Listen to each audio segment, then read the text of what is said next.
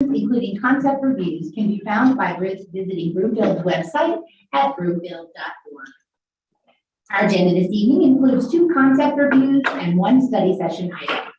The public may attend tonight's meeting and future council meetings in person at the George DeSierro City and County Buildings Council Chambers, located at 1 Tacoma Drive, or watch live on Channel 8 and through live streaming on Broomfield's website. The public may also participate in public comment on the concept review items only, either in person or by calling 855-695-3744 and pressing *3 to be placed in the queue for comment. Public comment will be limited to 90 minutes total per item, and individuals attending in person will speak first. The first 1 through 15 participants in the queue have 3 minutes to speak. The next 16 through 25 participants in the queue have 2 minutes to speak, and if time remains, the next 26 plus participants in the queue have 1.5 minutes to speak. Again, if joining virtually for public comment on the concept reviews, the number to call is 855-695-3744 and press *3 to be placed in the queue. Screeners will ask callers for their first and last name, neighborhood, and the agenda item the caller would like to comment on. Please call several minutes before the agenda item and press *3 to ensure you're in the queue for comment. If joining in person, we will ask that you come to the podium and state your name and neighborhood for the record.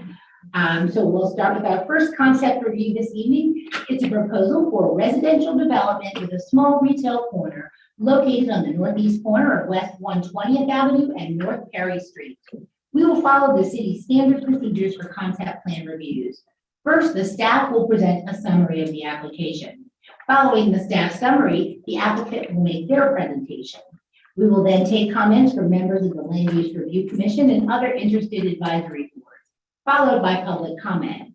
Then the applicant will have an opportunity for final comments, and finally, questions and comments from the City Council. Electronic copies of concept review plans are available at broomfieldvoice.com. Copies of comments provided for each plan at broomfieldvoice.com have been provided to the City Council and can be found by clicking the correspondence link at the bottom of tonight's agenda. Council members have a copy of the agenda memorandum for this proposal, which I'll ask our staff to summarize. Thank you, Mayor and Council, and good evening to the community. I hope everyone had a joyous and happy, thoughtful Thanksgiving as we move into Christmas. I did want to remind the community that Council will be taking a 3-week break. It'll be the first time that we have kind of an out session. Brandon Rowe is our principal planner. He's going to walk us through this item. Applicants are here. Brandon's also available for additional questions. Mr. Rowe. Thank you, Manager Hoffman. Good evening, Mayor and City Council. Brandon Rowe, Principal Planner. Can I get the next slide, please? The conceptual proposal before you this evening is for a 300-unit multifamily residential development with an approximately 5,000 square foot commercial corner. The property owners are Mountain West Capital Partners, LLC, and Avenue 120 Holdings. The applicant this evening is Wasatch Residential Group. The property is generally located on the northeast corner of North Perry Street and West 120th Avenue. We do have a video for the site this evening. Could we please get that video?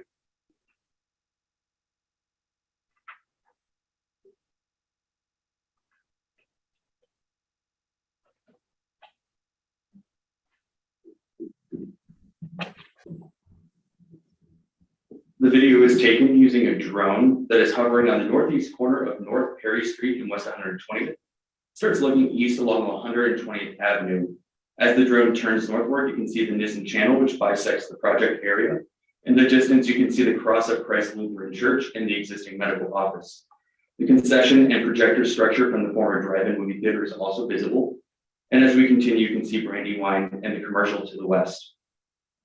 As we pan to the south of the site, you can see the Bradburn development, which is located within Westminster and includes a combination of mixed use, residential, and commercial uses. The video continues to pan to the point of beginning. Thank you.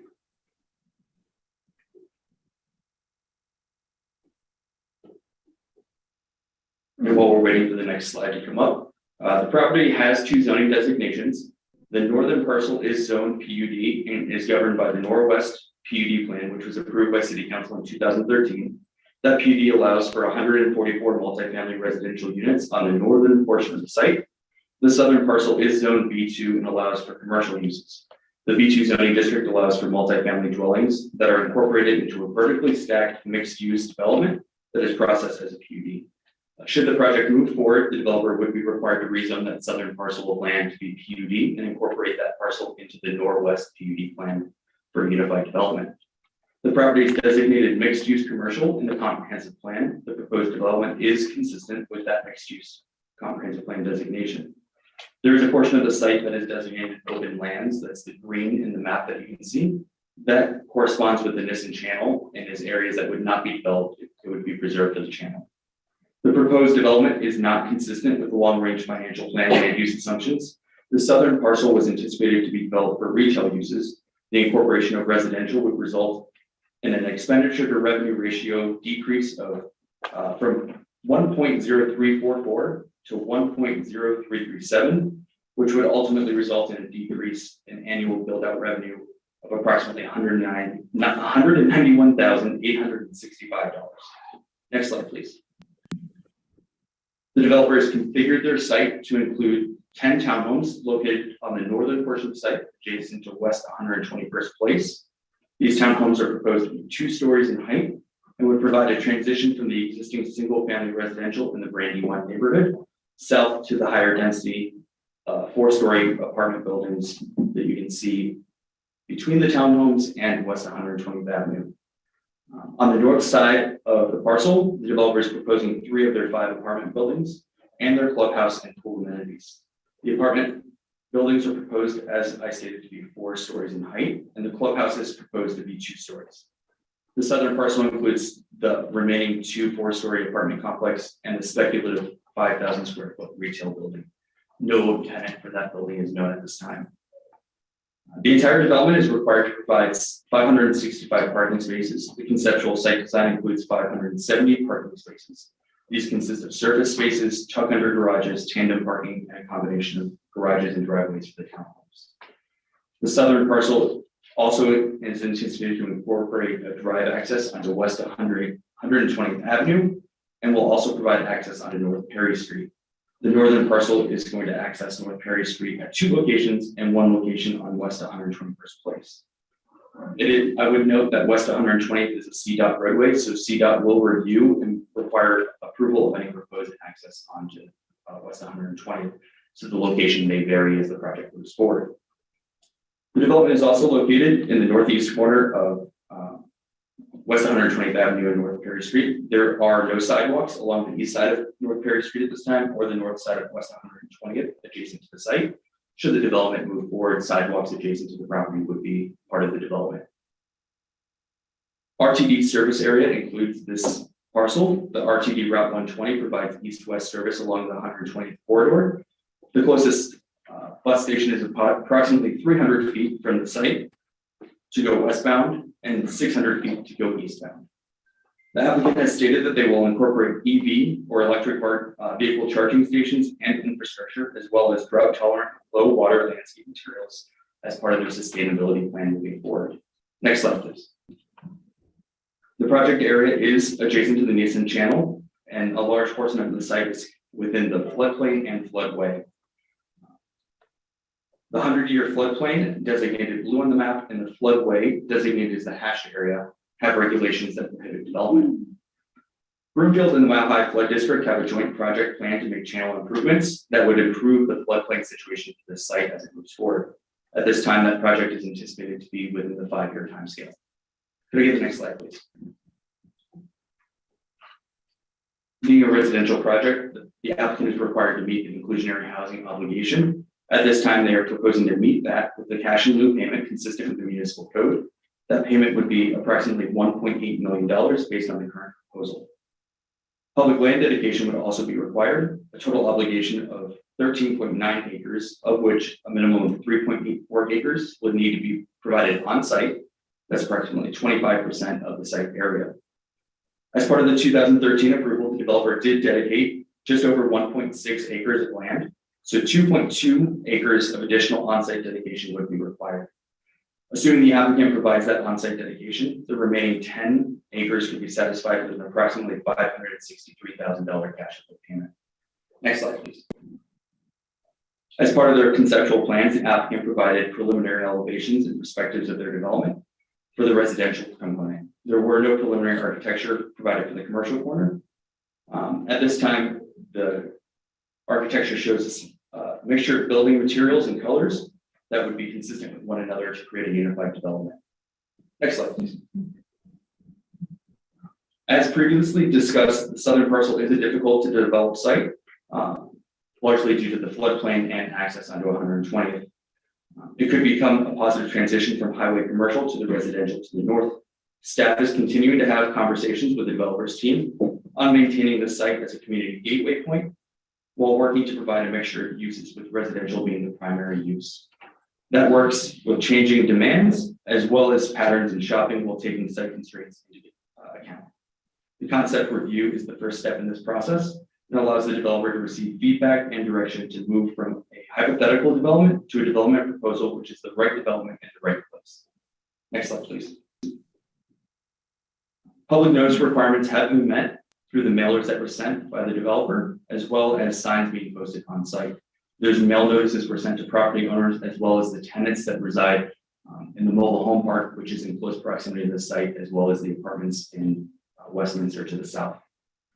Staff has identified one key issue as part of this application, that is inconsistency with the sub-area plan and zoning. As previously noted, the southern piece is zone B2, would require rezoning and would ultimately impact the long-range financial plan. This concludes staff's presentation. The applicant is here this evening to provide a presentation as well. Thank you. Thank you, Mr. Rowe. The applicant's presentation is next. Will the applicant's representatives please identify themselves for our listeners at the podium? Come on up. And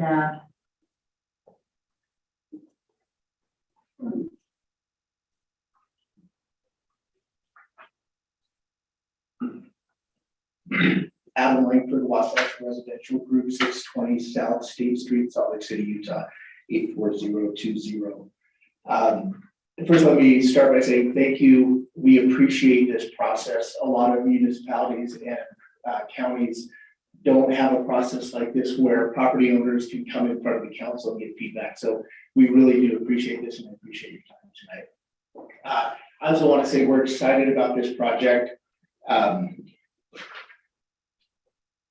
We purchased the property back in 2012, I believe it was, and then we purchased the south parcel this summer. So we do own control both pieces. If you slide down, please, the next slide. I wanted to go over quickly who we are, a little bit about us. Wasatch Residential Group and Wasatch Property Management, we own and manage about 16,000 apartment units throughout the West. We've been operating since the 1980s. We are a full service real estate company. That means we do development, construction, and property management. So this community would be managed and controlled by us, all the way through leasing and beyond. So, for example, at this community, you have a full-time professional staff, you have a community manager, you have maintenance, you have security. We do lots of community activities. We do cooking classes and Super Bowl parties. We create communities where people want to come and live. We don't allow subleasing or co-renting, 12-month contracts with financial background checks. We do nightly services, so we have monitoring and noise restrictions after hours. Our tenants are typically renters by choice, is what we call them. These are people that want a low maintenance lifestyle. They want high amenities, and so that's who we attract to our communities. And the other thing that's important is because we build and we hold on to our communities long term. A lot of our communities we've had since the 80s, we build in from year one capital improvements.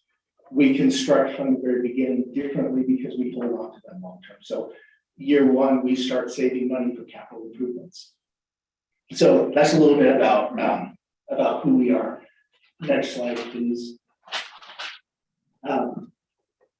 I'm just going to quickly go through this. I think Brandon did a great job of kind of summarizing the site plan. We've got the 2-story townhomes on the north end with 2-car garages. So you have 3 bedrooms on the ends and 2-bedroom units on on the interior. Each of them would have a 2-car garage. And then the other buildings are 4-story, tuck under garages on the back, elevators. And I do have some elevations. I can walk through those a little bit more. 2-story clubhouse. It is a complicated site. You have the Neeson Creek running through the property. As Brandon mentioned, with the previous application, we already dedicated a portion of that land north of the creek. We've been working with, I believe it's Mile High Flood District and some of the staff here on the improvements and how we would dedicate land on the south piece so that those improvements could take place. And then basically the floodplain would then be taken into that new channel with the improvements. We think it's going to be a great amenity, not only for our community here, but for Broomfield as a whole, to get that completed, get the trail through there, get the connection to Lowell, and a great addition to the open space that Broomfield already owns next to us. So this is a picture of the 4-story 58-plex product. This just gives you an idea of the architecture, the articulation, the windows. So the bigger picture there, the way the building wraps, you get balconies, windows, and the front of the building all wrapping around the courtyard. So this is what you would get facing the open space. And also this is the building, the side of the building that will face 120th. So I think it's a good product. We like it for 120th because you're going to get balconies and windows and you get kind of these courtyards. So you get a lot of people and a lot of experiences happening on 120th. So it's not just buildings in a row, but we're trying to activate that space, not only along the Neeson Creek corridor, but also along the 120th. Next slide. Here's another picture of that building just to show you kind of like I was talking about the windows and the balconies and the courtyards and how that faces the street. And there's an interior shot. Next slide, please. This is 3-story, but I put this in here. There's a townhome product that's in your packet. This is another townhome we do, so we would do 2 stories, but this is another more similar architecture. You know, we're going for something more contemporary, more of an urban look. But same thing, these are townhomes, so they'd be 2-story townhomes with a 2-car garage on the back. And then some more interior shots. Next slide, please. These are just some current renderings of some different clubhouses we're building. Yeah, this would be 2-story. Leasing, club room, fitness. Once again, more contemporary urban architecture. Next slide, please. Here's another image of what that would look like of a clubhouse we're currently building. Next slide, please. One of our main amenities is our gym space. 2,000 to 3,000 square foot gyms. We tell people you can cancel your gym membership, come here and work out. So these are 2 existing examples of 2 of the more recent gyms we built in our communities. Next slide, please. And then here's another, the picture on the right is another picture of how that building kind of wraps around those courtyards. So we've done outdoor kitchens, you do outdoor plazas with fire pits, and each building has its own kind of semi-private plaza space like that. And then here's a rendering of one of our clubhouses with the pool space. The pool, along with the gym, is one thing we really put a lot of money into. We want it to feel really resort-like. You can see you get the pool with the shelf, with the loungers, the spa, the cabanas. We'll put TVs in the cabanas. There's outdoor kitchen, barbecue areas, tables. So highly amenitized project. Next slide, please. Let's see if I had anything else. I think that's it. Like I said, we appreciate the opportunity to be here and get feedback and comment from the council.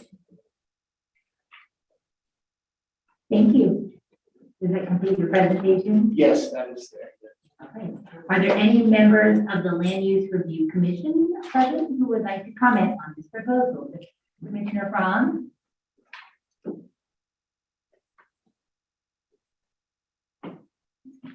Thank you. Earl Franz, Land Use Review Committee, and congratulations, Madam Mayor, and congratulations to the council members. I'm sure the city will be in fine hands. So congratulations to all of you new members. Excuse me for some of those who heard some of my comments before, but I'll keep this brief. I certainly know there's a shortage of housing in Denver, particularly northwestern Denver, but it's not all for apartments. And in looking and studying some of the real estate sites for condos and townhouses for sale in Broomfield on real estate listings, there's approximately 44 townhouses and condos for sale in Broomfield right now. There's hundreds and hundreds of apartments for rent. In other areas of the city, again, when I look at condos and townhouses for sale in Thornton, Westminster, Aurora, Littleton, Superior, Denver, there are many more as number of units, but also per capita in those cities. And it seems like some of the newer ones, like in Lowry and Superior, they're large townhome condo complexes. They're almost all sold out, and they don't even open until mid next year. So there's certainly demand for different types of housing. I know developers would like to prefer the steady income of having yearly rental increase, and of course, for consumers, rents went up 10 or 15% last year, and that's going to happen year in and year out, which is a huge burden to the community, to renters. When we look at 2019, the average house in Broomfield sold for $549,000. The average condo or townhouse sold for $385,000. So someone who wants to move to Broomfield and they're looking at buying something, they don't want a single family home. Well, it's a lot more affordable for them to get into a condo or townhouse, but there's not much available for that. I guess my question on the average rent in 2020 was $1,800, which in a lot of cases would be close to a mortgage payment for a small condo or townhouse. I guess my question, and again, I looked online, you built some beautiful complexes. I looked online at some of your properties, beautiful. You should be proud. I know a lot of builders are, they're afraid as a condo, you might get sued, but most of those are for building deficiencies. And I don't think it looks like from what you do, you build quality buildings. So I guess my question to you, would you consider making some of the townhouses, some of the apartments, condos for sale? And if not, could you tell us the reason why? Thank you. Thank you, Commissioner. Are there any other commission members? Please come to the podium.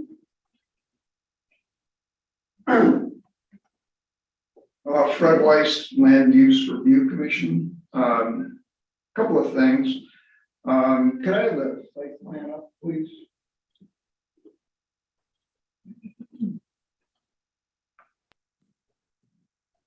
On the 120th, there looks like there's a full service intersection, which means you can get in and out. And 120th, I believe, is at least a 50-mile-an-hour speed limit. And during peak times during the day, that full service intersection, turning left out of that development, I think would be a very difficult thing to do. My only thought was that maybe, and I don't know how this would fit in. I know there's got to be a traffic study done, but a right in, right out might make more sense than the full service, because during peak times, I don't think you're going to be able to turn left. And with the speed limit as fast as it is, I think that might be a real issue. The other thing is the retail. Having come from a retail background, I think there's some things that you should consider. Based on where the lights are, that traffic is going to be building up pretty quickly, and the only real time or place they have to turn in is that full service intersection, because if they wait for Perry Street, they're already going to be past that intersection. So one thing that when you're doing your site development and going through the process, I think signage is going to be an important issue for that retail site. and be able to get that signage before the primary intersection, so people can make a decision and turn in. Obviously, the property also has a drive-through allowed, and that retail spot, the way it's sitting, I don't think is feasible for a drive-through, because there's really not much access, and there's nothing at the end of the building. And the other thing I was thinking about is, how do you get deliveries into that retail building, because a 53-foot trailer would have a lot of difficulty getting in and out of that space, and that's something that, I don't know if that can be corrected, but I think that's a problem for a retailer. I was also wondering what the rent structure, going back to what the rent structure is for those facilities, and what type of income you might be targeting for those rental units. I know that we're not really dealing with the affordable housing just through an in lieu of payment, but I was just wondering what the rent structure was going to be for these, and what type of tenant you're targeting. I think that's it. Thank you.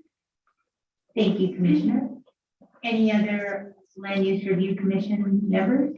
Any other commission members, period, want to comment on this? Well, before we go to public comment, oh yeah, no, we're there, so. Hi, can you please state your name and neighborhood for the record? Roxy Jewel Lackamore. This development looks like a very nice development and everything. The only thing is that 120th from Main Street all the way to Lowell is business along it's actually a highway. I don't mind if they put residents above the first floor, but I think the first floor that's along the highway of 120th should stay business and give us our extra tax income that this city and county may not need right now, but 5 to 20 years down the road may be essential. Besides the fact, it's going to look more like some of our other communities where they hopscotch residential business, whereas our side of the road, it actually is business all the way down that. And to have the apartment so close to the highway, that's extremely noisy there. And maybe the setback should be a little bit more, or the parking should be in front, next to the highway instead of in the back. I think that southern section should be looked at and maybe redesigned to help out the city and county. Thank you. Thank you very much. Any other in-person public comment for this item?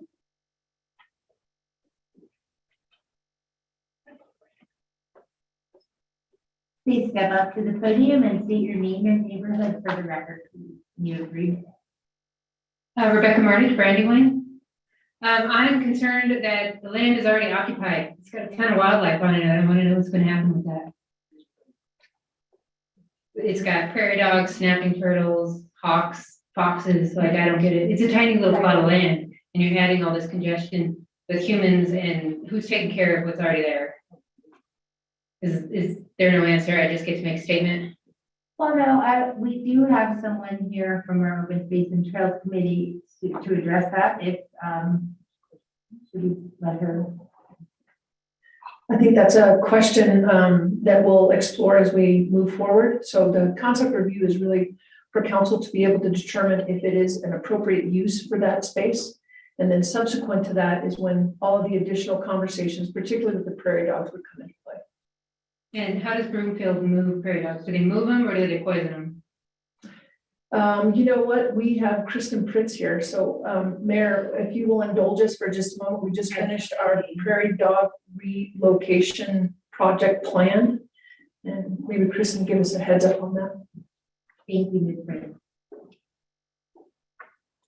Hi there, Kristen Pritz with Broomfield Open Space and Trails, and we do have a comprehensive prairie dog conservation and management plan. And we would follow that. In that case, the first avenue that we go after is relocation. We are able now to relocate at our site out at Great Western Open Space. Second is to bring the prairie dogs to a wildlife recovery program. And the very last would be to poison them when we have a development coming through. To date, we have never had to use the poisoning option for a development proposal. So in this case, if the project does go forward, it would most likely be a relocation or the second avenue of wildlife recovery. Thank you very much. Does that help answer your question? My blood's still boiling, but yes. All right, well, are there any other in-person comments? Please come up to the podium and state your name and neighborhood for the record. My name is Michelle Chapman. I live in Cimarron Village. I'm concerned about the raptors. The raptors that live in the area. They feed off of the prairie dogs and the small animals that live there. So I think that, I speak on behalf of most of the community when we speak about those concerns. Because we're trying to get raptors in our neighborhoods. And the coyotes also, the coyote human impact is minimized with the prairie dog right there, the prairie dog community right there. So with that being gone, that would also maximize human coyote contact. Is there anything that you guys have planned for that? For the raptors in the neighborhood? There are plenty of them, like at least 12 different species that I know of. We're actually working on a Raptor. raptor program management plan. It's in the early stages. Okay, and what about all the migratory birds that come to the neighborhood as well? Well, this plan is specifically for the raptors. Okay. And so we're not welcoming the migratory birds to our neighborhoods now? Oh, They you're don't have right. anywhere else to go. I mean, that is like part of their stop. That's one of their stops. And I'm concerned about not being able to feed exotic birds in our neighborhood.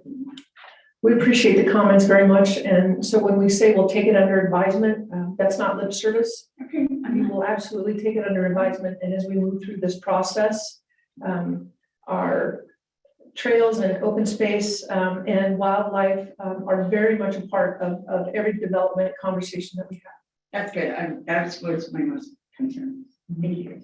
Thank you very much. Is there anyone else in person that would like to comment on this agenda item? Okay.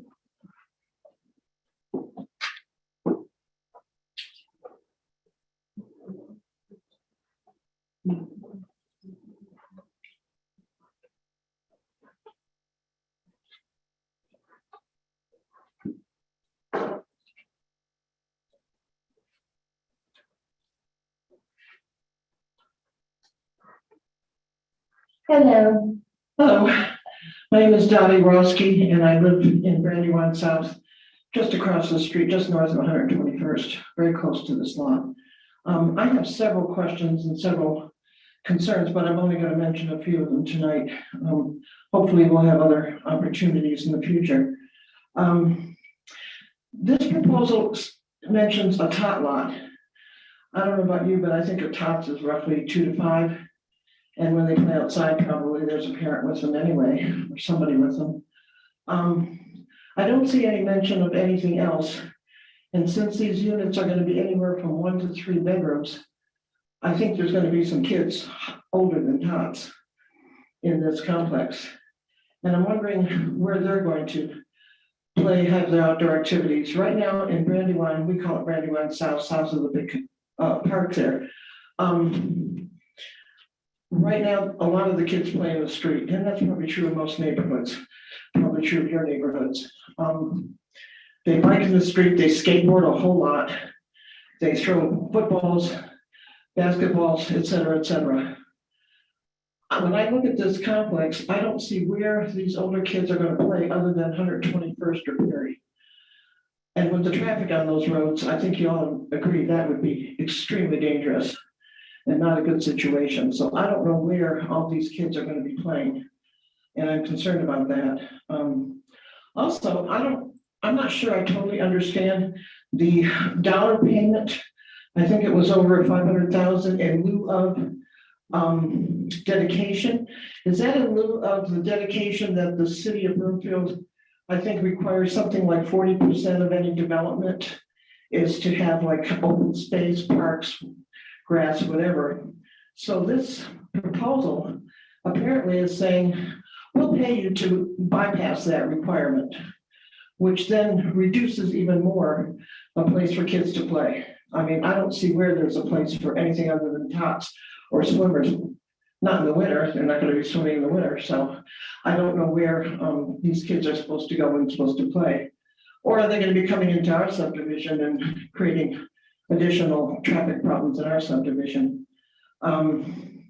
It seems to me that, as I recall, the last proposal was around 2013. And at the time, when I look back on my paperwork, which I have saved, knowing this day would come, the proposal was for 2- and 3-story buildings. And those of us in Brandywine were objecting to that. And now it's even worse. Now it's 4 stories. This is not a location to put 4-story tall buildings. The huge complex of apartments or whatever they are over there on Wadsworth, the ones in Arista, those are big open spaces of land. They're not towering over single family homes like this would be. And I just, the people, especially the ones whose backyards back up to 121st, they're not happy. And to tell you the truth, more of them will be here tonight, except the postcard we got mailed to us from Wasatch talked about how you could access this meeting tonight via video or Zoom or whatever you want to call it. It never mentioned you could attend in person. I personally contacted 3 or 4 people in the last couple of days who thought they could not attend in person. And when I called the city, and I had to persevere to finally get an answer yesterday that yes, we could attend tonight in person. So a number of people you see here is a fraction of what I think might have been here if people had known they could be here in person. So I really was disappointed that Wasatch chose to not mention that possibility for us. So I'm concerned about this paying for getting rid of space for people to, for kids and people to be outside. Not everybody's going to want to be just sitting around the pool, and that doesn't work other than in the summertime anyway. So there's a number of issues, but I'll just stop with those, and please hope you consider those statements. Thank you. Thank you, Ms. Rossi. Anyone else? Come on up to the podium.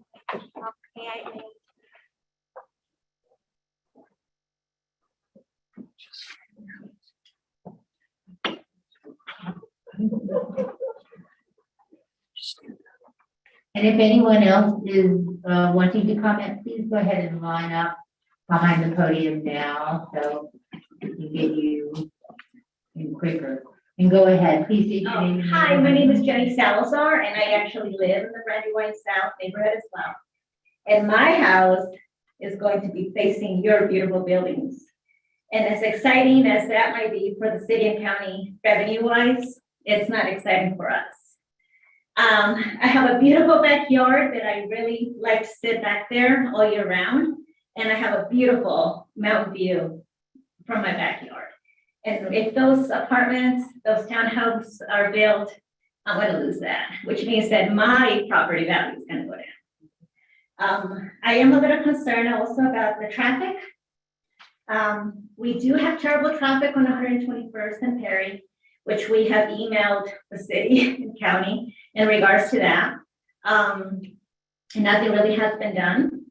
I am afraid that with all these new homes and condos and apartments, that's going to definitely get much, much worse. I'm also concerned about my kid. I have a kiddo in elementary school, and right now his classroom size is about 22, 23 kids per classroom. I am concerned that that is definitely going to go up because, as Dottie stated, these are going to be 1 to 3 bedroom condos, apartments, townhomes. Where are these kids going to go? I am a little concerned about that. I'm also concerned about, do we have the resources in the city to provide for these families, these people that are going to be living in that area? So, thank you. Thank you.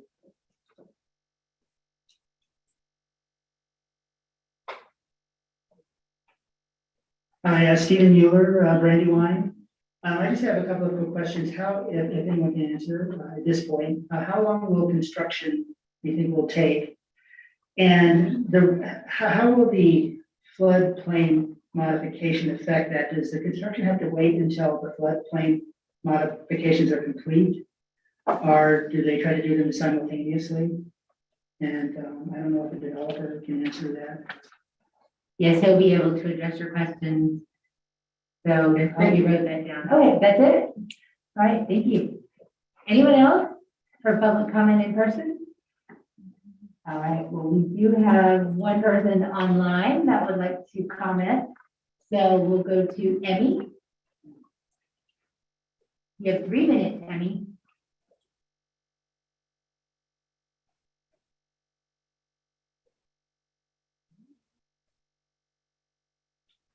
Are you there? You're on, Emmy.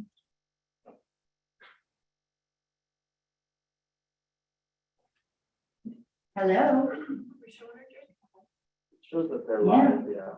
Emmy, are you on the phone?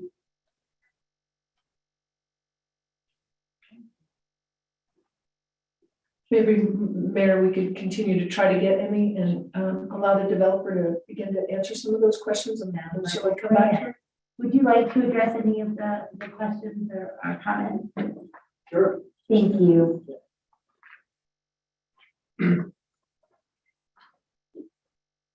I've been taking notes, so let me see if I can hit most or all of these. Who we're looking to rent to, like I said, we're looking, the population, we call them renters by choice. They're renters, they're looking for a low maintenance lifestyle. One thing I forgot to mention was we also have a 3-hour work request. So anything from a light bulb change to any problem you submit, a request within 3 hours, somebody is there for property management to fix the problem or the light bulb, whatever it is. So that's who we're looking for. We do not do for sale. We do not do condos. We're not set up to do that. We do apartments. We excel at apartments. We do Class A apartments with a high level of property management. This is a conceptual site plan. The retail is not dialed in 100%. Yes, signage is important. Visibility is important. Access is important. I probably will only get a right out from CDOT off of 120th. But as you all, I'm sure, are aware, retail is tough. Retail right now is a tough world. It's tough to find tenants. They want to be next to big boxes, and retail, large power centers, and big boxes are going away. Most families are like my family. I come home from work and there's 3 Amazon boxes on the front porch. So retail's tough. We want a tenant and we want space that can be leased out, and we want a tenant that's going to stick around. We want a tenant we're not capitalizing from other retail space in Broomfield on 120th to fill our space. We want a tenant that's meaningful, that's going to help our little community, but also Broomfield as a whole. So it's a tough process, but we want to get the retail right. We want it to look right. We want to get the right tenant. As far as the wildlife goes, yes, we'll follow the ordinances and any of the plans that the Broomfield has for raptors and prairie dogs. We are not showing a tot lot on the site plan right now. We haven't finalized amenities. We're showing a clubhouse and a pool, but we're open to ideas, and that's kind of part of this process. What will be in our amenities package. The notice that we mailed out was what was sent to us by Broomfield. So we took that and we mailed it out. We didn't change it. We don't have to. We just take what we've been sent and we mail that out. The open space percentages, we follow Broomfield's ordinances, so we will meet those. We will meet the acreage that's required by code, and then we can pay cash in for the rest of it. Let's see what else. In the staff report, there is comment back from the school district. I believe that's in the staff report. As far as the bedroom count for the townhomes, you'll have 4 townhomes that have 3 bedrooms. So the majority of the units are 1 and 2 bedrooms. And as far as the floodplain goes, some of the north parcel that's north of Mason Creek, there's a portion of that that's not in the floodplain. My understanding is we could start construction on that, but yes, it would be a timing issue as to when the improvements are done on Mason Creek and when the floodplain process is complete. So yeah, obviously we have to get that completed before we can mess with anything in the floodplain, but there is a portion of the property that's out of the floodplain. But I think I've hit it all. If there's anything else, let me know. I'm happy to come back up. All right, thank you. I think we have Emmy back online. So Emmy, are you there? Can you hear us? Emmy, you're live. We lost them for a minute, so I'm gonna dial them back in. Oh, okay. Well, I guess we could go to council member comments and then if we get her back. Looks like she's there, but I don't know if she's there. She's not responding. No, okay. Well, then let's go on to council member comments. Any council members have questions? Mayor Pro Tem, is there? We're doing comments and questions, correct? Yeah. Okay. Not here. Thank you. Yeah. First, I have a question.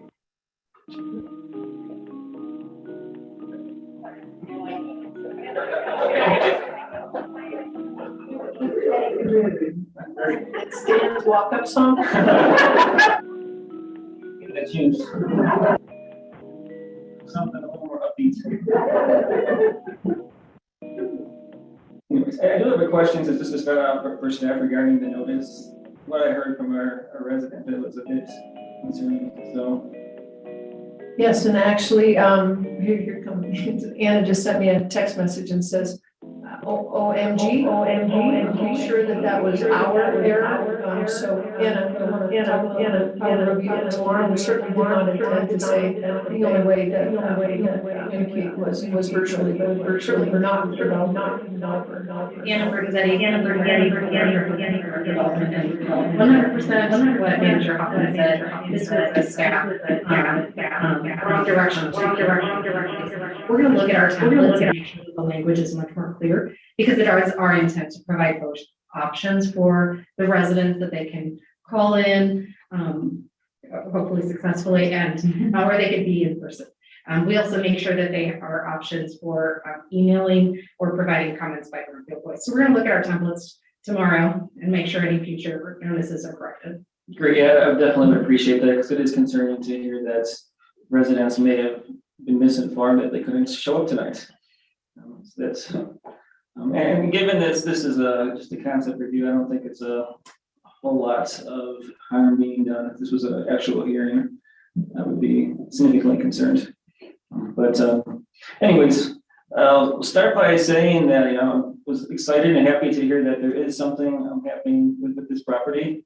I will note that it has sat somewhat disappointingly unmaintained in a somewhat dilapidated condition for well over 10 years and well over the time period. But I think it's and I know even right now, there's still one building there that's heavily graffitied and it appears to be accessible. Right now, I haven't been up to it, but it looks like that's, I don't know if anyone is living in there right now, but it's something that you strongly urge you to take a look at if you haven't done so already.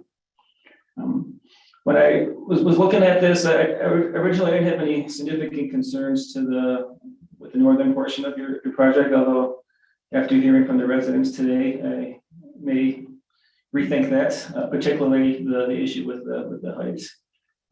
It also was originally planned as a 2 to 3 story building or build out, and now it's a 4-story. That is a significant impact to the residents to the north. So that's something that I will at least be thinking about further going forward. More concern though was of of your development in the south. That one I'm not a big fan of right now. The 120th is a significant commercial corridor, throughout Broomfield, and changing that from commercial to residential, I don't think that's the right use for that particular parcel of land. And as has been set forth in our memo, and as you're aware, that is a hit to our long-term financial plan. And we get a lot of this, we've been getting a lot of it over the last couple of years, and each one of them, the numbers may not sound big, but they add up. And overall, if we're looking down the road 5 to 10 years, we're looking at less revenue, which then means either two things. We have to reduce our services or increase taxes somehow. And that's not something that the city of Broomfield wants to take either one of those options. So I think there are significant concerns for me, just from a practical standpoint. I think that there's a better use of that property. But also, I think there's some real financial concerns by making that switch from residential to commercial on the south side. So, I guess overall, I wouldn't say I'm totally against this, but I think there are things that need to be addressed on the south and definitely on the north from my perspective. And I will comment to the residents, I'm with you 100% on the wildlife issue on that corridor. If I had my druthers, that would be open space. Unfortunately, we don't own the property, Wasatch Development does. And unless they're willing to give it to us for a reasonable sum, then we don't have control over whether it stays open or not. It's their property, and they do have the right to develop it in some manner. We do have the right to regulate it and make sure that as best as possible, as you heard, that the prairie dogs, raptors, and other wildlife are protected as much as possible. And we will do that. That's all. Thank you. Thank you, Mayor Pro Tem. Anyone next? Councilmember Marshall. Good evening. Thank you for everyone's come out tonight. This is my first council review as a council member, so bear with me a little bit. I want to echo Councilmember Pizzinski's some of his comments, especially about the commercial aspect of the 120th corridor. When I look at development in Broomfield, I'm thinking of honestly the Westminster development of Bradford, a mixed-use development that's walkable, sustainable, and it's a really truly mix of for rent, for sale, and commercial. I know you said you don't do for sale, and I understand that. But as the commissioner mentioned, we really do have a need for sale units, and obviously this may not be the right place for that, but that's a discussion we're going to have going forward. I would definitely like to see if the at least the southern portion be ground floor retail, some sort of mixed use. And also, as you've heard from the community, traffic is going to be an issue with this parcel. I believe there's a median on 120th there, so I don't think left turn out of there is even feasible at the moment. But it is something we're going to have to deal with because you're adding a whole bunch more people to that location, and it's going to be turn in and turn out, and we have to deal with that. As far as the height, I understand the residents' concerns. I'm actually a resident of Brandywine myself. I'm just across the north side of the park.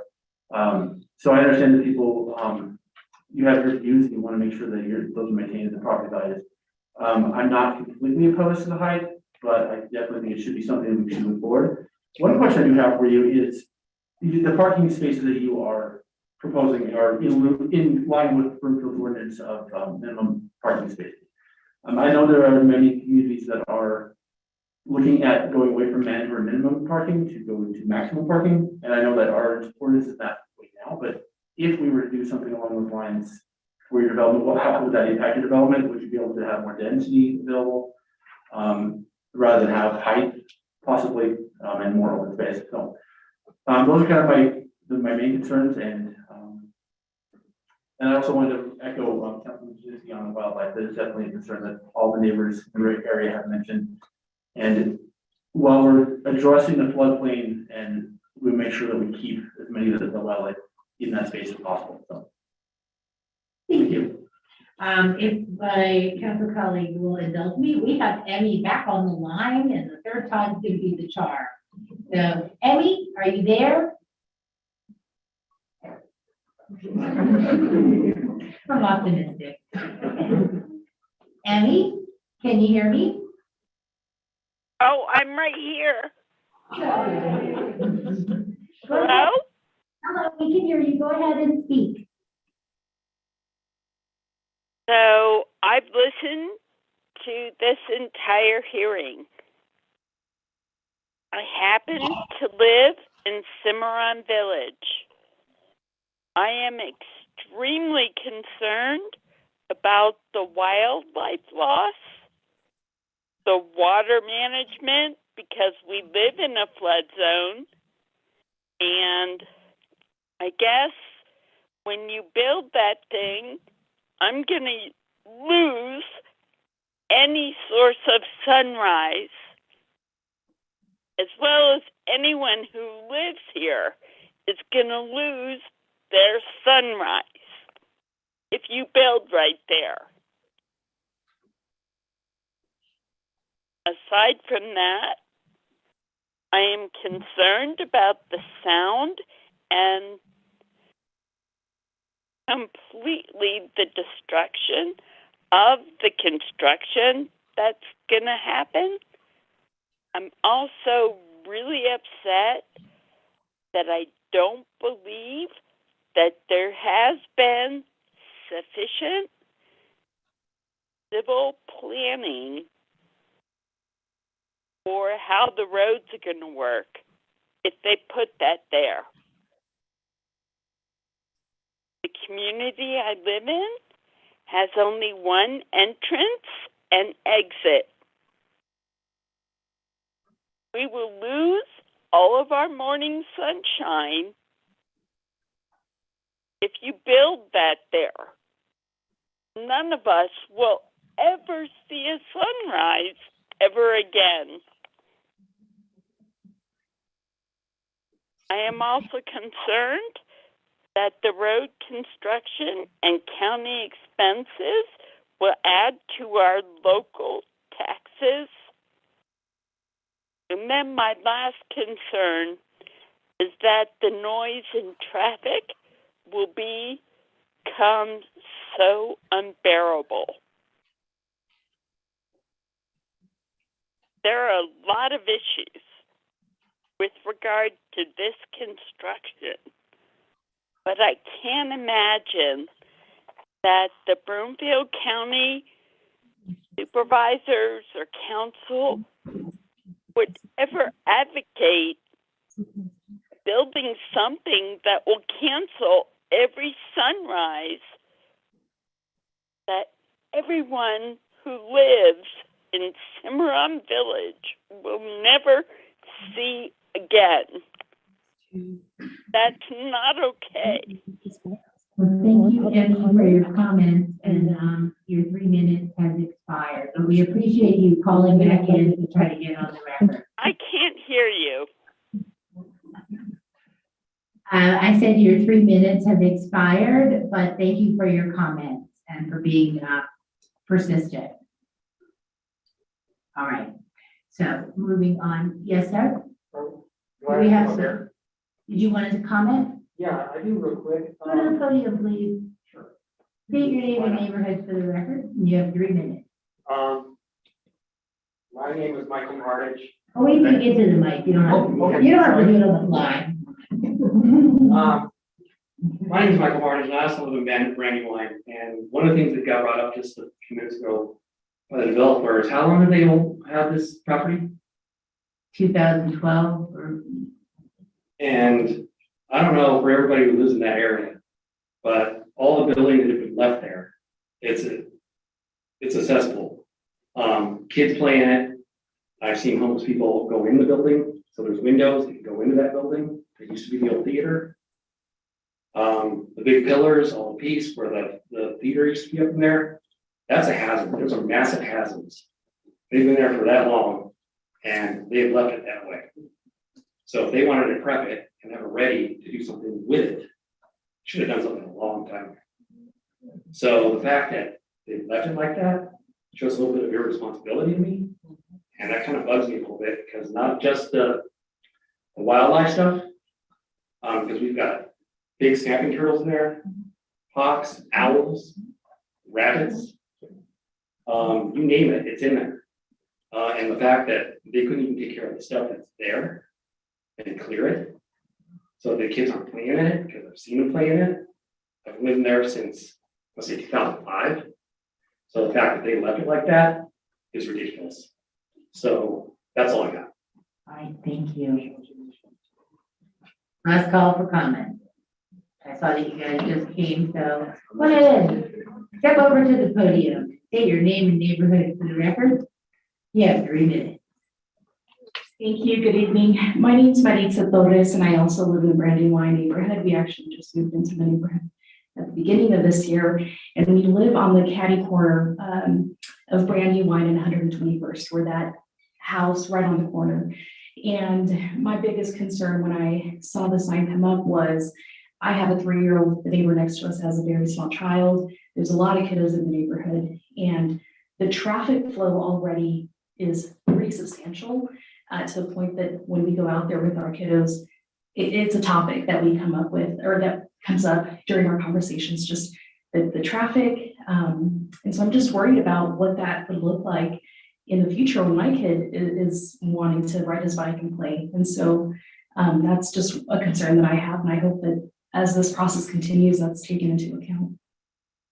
Thank you. And I see the hand up.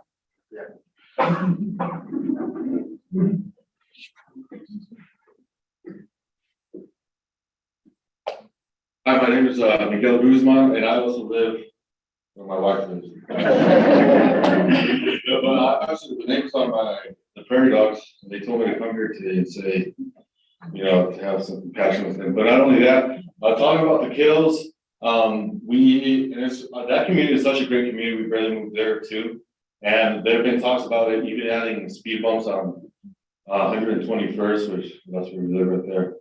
But it's amazing because even the community members have actually bought and, you know, slow down signs. You know, that just tells you that there's a lot of kids there, and we all try to help each other out. And it's just an amazing community, first of all, in that sense. But now on the construction side, the development side, to be part of that community, if the developer wants to develop something, have something developed towards that community to keep the safe and, you know, pretty much like a brotherhood there that we have. So take that into consideration as well. A lot of these new developments, I'm actually an iron worker. I've been iron working for 7 years, and I have seen, you know, buildings go up in all multi-level places, and they're just so cramped, you know, all the way up as far as they can. I think Boulder has like a 3-story restriction or something like that. You can see the difference. I mean, it's like what a lot of investors, I don't want to get off topic, but their goal is to maximize profits, you know, to maximize as much as they can, to put as many people as they can in one spot. And if that could just be taken into account in communities like where we live, where it's, you know, homes, there are not a lot of people, but then the community sense is still strong there. So just take something into account to that as well, please. And that's all I have. Thank you. Thank you very much. My name is Karen Tando, and I also live in Brandywine. And when I bought the house 20 years ago, there was a church going to be built there. And we thought, oh, that's going to be perfect. A church, you know, because we have a church right behind us and they're great neighbors. And we're concerned now about the traffic, and there's so many people in that small area and to get on 120th, I think it's going to be a nightmare. And that's what I got to say. Thank you. Thank you very much. All right, would the applicant like to respond to any last remarks, or will we continue with council member comments and questions, or are you good? I can't, I'm just looking for my notes. Mayor, one last, we just received an email from a community member that she indicated she was not happy, and so I know she's listening, so this is Ms. Crane. And she wanted us to read her comments that she would have read otherwise. I don't have my readers, so I've asked Abby to go ahead and put that on record. Yeah, I'll allow it. I don't know what that might be. I've never worked with timers before, so I am telling you now, I'm figuring it out as we go. I I didn't even know feet, Mayor, so there you go. Okay, go ahead, Abby. All right. So her comment is, my name is Victoria T. Green and I reside at 21127. I said that backwards, 12127 Applewood Court, Broomfield, Colorado.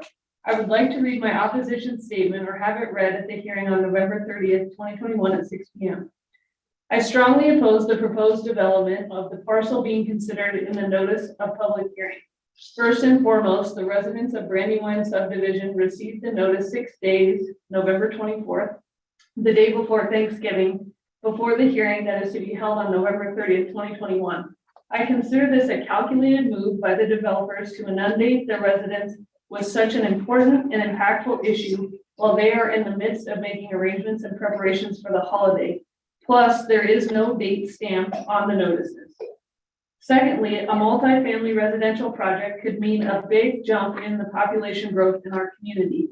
Each building could be 2 to 3 stories high. If each story were to be considered a single family unit, the resident population for this project could equal or exceed the population of our small Brandywine community. Thirdly, there are 2 exits to access 120th Avenue by way of Lowell Boulevard, which has a stoplight, and Perry Street, which has a westbound turn-only lane. The residents of a large mobile home park, Cimarron Village, located at 12205 Perry Street, only have 1 entrance exit via Perry Street. 120th Avenue is a main thoroughfare for many who travel westbound daily to access Highway 36 to Boulder and/or to Denver. The current transportation infrastructure in this area will not and cannot accommodate additional vehicles from this proposed project because the streets are already overburdened by the vehicles that already exist between the Brandywine and the Cimarron Village residents. Some residents of Cimarron Village use the west side of Perry Street for overflow parking. Lastly, the distance of approximately 3/4 of a mile on 120th Avenue has 3 stoplights, Lowell Boulevard, Bradbury Boulevard, and Brain Street. I ask you, the members of this committee, will a 4th stoplight at 120th Avenue and Perry Street need to be installed? What I would like is this parcel to be used as a park with a picnic area and a play area for the children of this community. Thank you for your time. Sincerely, Victoria T. Green. Thank you, Ms. Yelman. Concluding public comment, we're going to continue on unless the applicant, wanted to address anything else. Or not, if not, we'll just pick up with. Okay, excellent. Next, we have Councilmember Lindstad. Thank you, Madam Mayor. And I appreciate everybody's patience here as we navigate public engagement and everything during COVID. It's always a little bit tricky. I guess, infill's always tough. It's always tough when you have private property that the city doesn't own, and change is really hard. This isn't open space. This isn't in the plan to be open space. I wish it was open space, but it's not. So I think, just to start, we need to set some expectations. This is probably going to be developed in the future. Is a $200,000 a year hit to the city's tax base for rent units worth that conversion? I personally don't think so.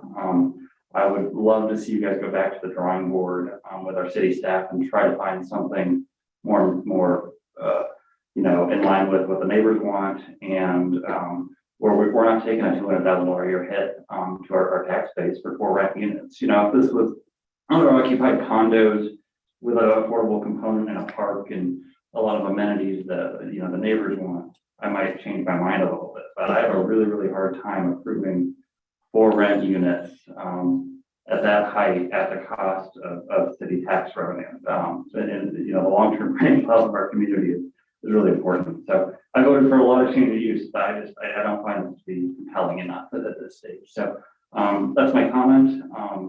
Please work on the traffic if you bring it back in some way. But there's just no way at this point in time I can support a $200,000 a year hit to our long-range financial plan for this intended use. That's all I have. Thank you, man. Thank you. Councilmember Cohen. Thank you, Mayor.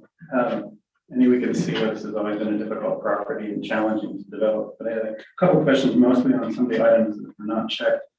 To Councilmember Winston's point, we're not getting affordable housing because that's not what you do. So the question comes to us, why would we approve something of a high density, high price rental in this particular area, which seems quite conducive to affordable housing in the sense that there is Cimarron Village right there and retail to the west. So that's a concern of mine, and that it's hard to find places for affordable housing as it is. And perhaps the neighborhood would be much more amenable. The neighbors might be more amenable to that if that was a development. In terms of the concept put forward on the 120th side of the creek, I understand why that does not seem viable for commercial development. It's a high-speed area along 120th, and people would have to enter a long period to get to it. But as you have it developed right now, I think it was Roxy who brought up the point that we have homes right on 120th. Across the street in Westminster in the Bradburn development, there's a much larger buffer between 120th and the homes that are along that street. So I like if we just proceeded to see if maybe those could be flipped so that the people in that homes are not on 120th but border the open space corridor instead. It'd be better for the corridor too, not to be next to a parking lot. And I'm sure there's a way to buffer the parking lot too, so headlights don't affect 120. I missed a point earlier that because of the high density and the lack of affordable housing, it does make me question the value of a cash on move payment when none of those things are checked. In other words, to Councilmember Winstead's point, what does the community gain? I am also finally in the perspective. I was surprised, honestly, that Cimarron Villages has only one entrance. I went through there the other day. And maybe this is a question for staff. What kind of improvements would there be or contemplated for Perry? Perry is certainly an underdeveloped street. The times that I've been up it, and it certainly doesn't have the structure now to withstand more traffic and more pedestrian traffic as well. So I'd be curious what might be contemplated for that street with this increased amount of population. Representative, would you like to add that? Thank you, Mayor, and thank you for the question. This early with the concept review, we wouldn't know exactly what improvements will be required to Perry Street. And I think it was mentioned a little bit earlier that we will be getting a traffic study if this project moves forward to the site development plan and PUD plan phase. And with that traffic study, we would expect it to include recommendations for improvements to all of the surrounding roadways. And so we will take those into consideration and it will be part of the proposal moving forward. Thank you very much. Does that conclude your comments, Councilmember? Great, Councilmember Hinkle. Thank you, Mayor. I'm not going to belabor too much on what my fellow council members have said, so I would like to piggyback on that. I am thankful for the people who showed up here, including kids as well. We know how hard that could be. And just the participation is always very important to us. And so we will do better with that and we'll make sure that that happens. One of the things the developer for actually, doing something like this, area, we have had complaints about, like someone said about graffiti. We actually put a graffiti ordinance out because of it. And so it definitely, a lot of people are saying we need to do something with it, but what exactly can we do? And I agree that I would much rather have it be open space and maintained open space. But this is where we're at and we have, it's probably going to be developed. So I would like to make sure that all of the people's concerns are addressed with traffic. I do have concerns with that as well. I am not sold on giving up that prime spot on 120th. I never thought I would say this, but I like the mullet where there's business in the front, party in the back. And I think that Bradburn, I don't know if staff can address this, but I think they've had some issues in Bradburn over there with the residential bank up front, and they're losing that high traffic area for retail. So I think it would behoove us to learn from the Bradburn area where they've kind of struggled over there before. I did have one question regarding let's see here. So the developer, if you could mind maybe talking and just fleshing this out for me, where it says on page 15 of our packet, it said the developer did investigate the housing committee suggestions for additional funding to support affordable housing. However, these options were not consistent with the development concept. Can you flesh that out, or is that just because you develop apartments for rent and that's just what you do? Or can you flesh that out a little bit as far as like, what options did you look at after you met with them? That's you.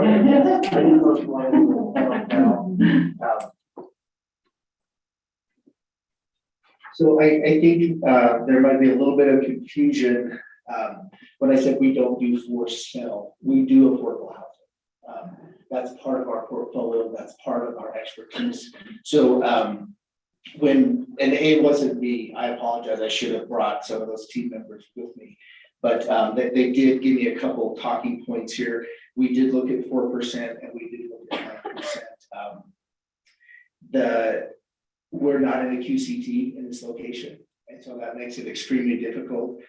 There's about a $10 million financing gap to do a 4% deal.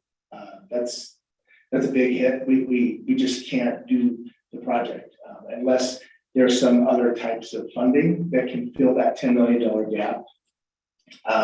One of the team members reached out to CHFA, which does the state tax credits. And we were told that this project would not score well. It would not get additional funding from the state. So we do affordable housing, anywhere from 40 up to 80% AMI. So I think what I do next time, if we do come back, is bring one of those with me so that you can walk you through a little bit more of those details. But yeah, we have looked at 4% and 9%, and they just don't work. Mainly because the QCT and because of the gap that's there with funding. Can you explain to the public what QTC is? Qualified Census Tract, which is not set by us. I believe it's the federal government that comes down through the state, and the state is the one that enforces that. So there are other locations in Broomfield that are within a QCT that would score well and possibly get some of these state tax credits, which is just a points process, you know. Thank you very much. So yeah, in conclusion, I just think that, I wish like Mr. Franz that we could have condominiums in the area. And I'm not willing to give up that front area, away from business, because I have a feeling, things are going to be bouncing back and we're going to need some experiential businesses. And or, maybe we can think outside of the box and think of something in between. So thank you. Thank you. Councilmember Shack. Thank you, Mayor. So this looks like a good looking quality building, as one of our commissioners said. I'm excited that there is something happening with this property, and it has sat for quite some time. I just wanted to clarify with staff. So it sounds like from our packet from the presentation tonight that the southern parcel is the one that is out of alignment with in terms of the zoning and the sub-area plan. Is that correct? And that the northern parcel is consistent? Councilmember Shapp, that is correct. Okay. So when we're talking about the northern residential uses, that's in alignment with the sub-area plan and the zoning. That is correct. That was completed in 2013. Okay, perfect. Thank you so much for that. With the creek, this may be another question for staff. With the creek, what are the options in which to control that floodway and that floodplain? You had mentioned during the presentation that this is problematic for this property when we're looking to develop this, is because of that floodplain and that floodway. What are our options? And it sounds like that Mile High Flood District may be coming in with some improvements there. Is that going to be enough to be able to develop this property fully? Thank you, Councilmember Shapp. Yes, as that project moves forward, and which Mr. Rowe mentioned is in about, we believe, around a 5-year timeframe. It's within that timeframe. That project, when completed, would help to make the property more developable, including both the north side of the creek and the south side of the creek. And so that work is already underway between the staff and the Mile High Flood District. Okay, and just to ask one more follow-up, or ask a follow-up question. When the, I think it was in the presentation, it may have been in the memo as well, that because of the difficulty associated with that creek, that it kind of made commercial uses difficult. With these improvements, will commercial be more viable and be able to be constructed on this property? Yes, generally speaking, it will be more viable because it will increase the developable area south of the creek, which right now, if you remember what the floodplain map looked like on the property, was very limited along 120th. And so that area does get a little deeper and it's more, but it is a greater area, but it is still a pretty narrow frontage there. So there are still remaining challenges with developing in that narrow area. Okay, great. Thank you. That's all I have for staff. Yes, I see the applicant. Yeah, can I? I would love to add hear. also? Yes, please. Could you please pull up the site plan?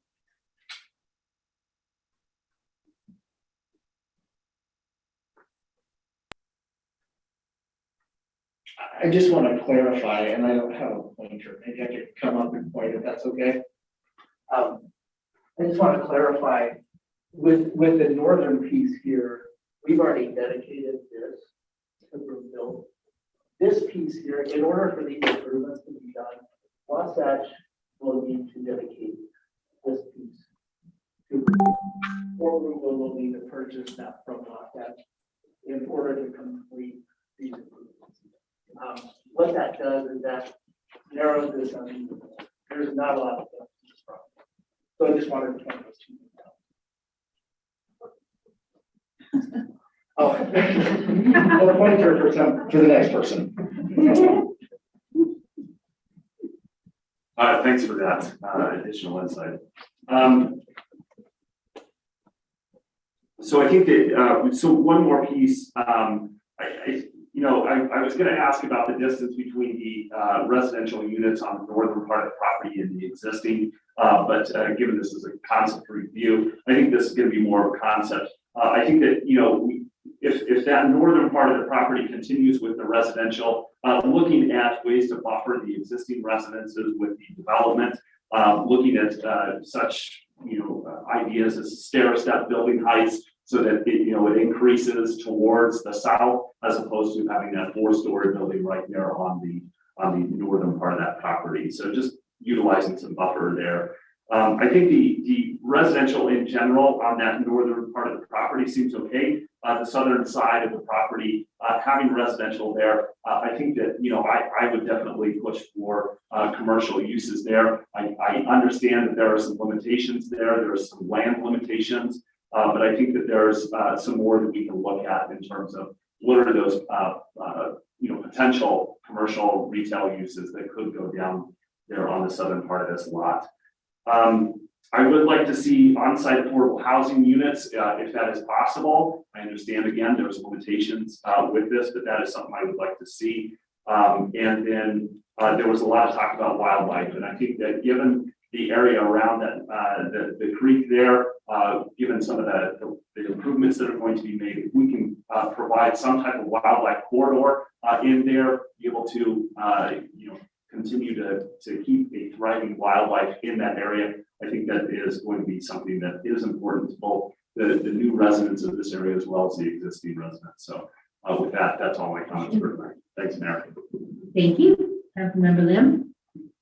There were two areas in the memo that seemed open to continuing conversations to me that I would appreciate hearing more about from staff. So on page 2 of the memo, it referred to the OSTAC committee having continuing conversations with the developer because they had discussed it would be an appropriate site to consider expansion of the open land along the corridor along the creek.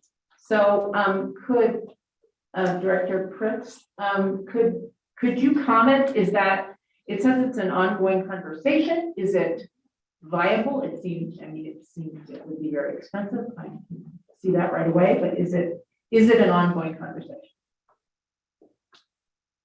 Kristen Fritz, Open Space and Trails, and yes, it's an ongoing conversation that we'll work with our other staff members on with the developer. At the OSAC meeting, there was a comment made that this area perhaps could benefit from some more park or open space area. And so that's why it says open lands in the memo. So it is something that we'll continue to look at. Okay, thank you. And the other comment was from the economic vitality section. And I think he's sitting in the room. So I would like to hear what you basically referred to in that section as a greater emphasis in the southern section on mixed use and higher density. Can you describe in a little more detail, Mr. Romine, what that would look like? Jeff Romine, Director of Economic Vitality and Acting Housing Manager also, so I may answer a little bit of that question that was earlier too. Specifically, Mayor Pro Tem, council members, specifically to your question, what we're thinking is there's the opportunity, as pointed out a number of times, there's a high degree of scale and density on the south side of 120th. At the same time, we're thinking and looking at how we're redeveloping and starting to capitalize on 120th.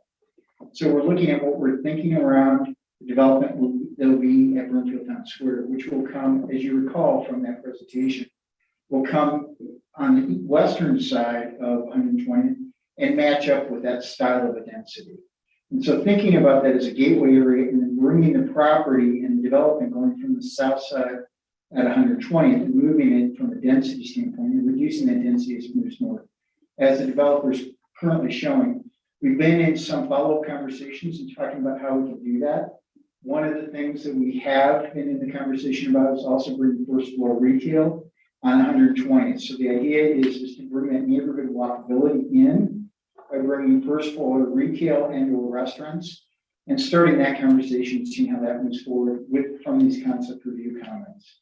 If Mayor, if you'll indulge me just for a second, I just wanted to go back to answer the question concerning qualified census tracts. That's part of the 9%, 4% tax credit programs that are there. What happens is when there's a qualified census tract and the developer brings forward a tax credit project, it gets a plus, it gets a bonus. It's about a 30% increase in the tax credit, which is what fills up part of that gap.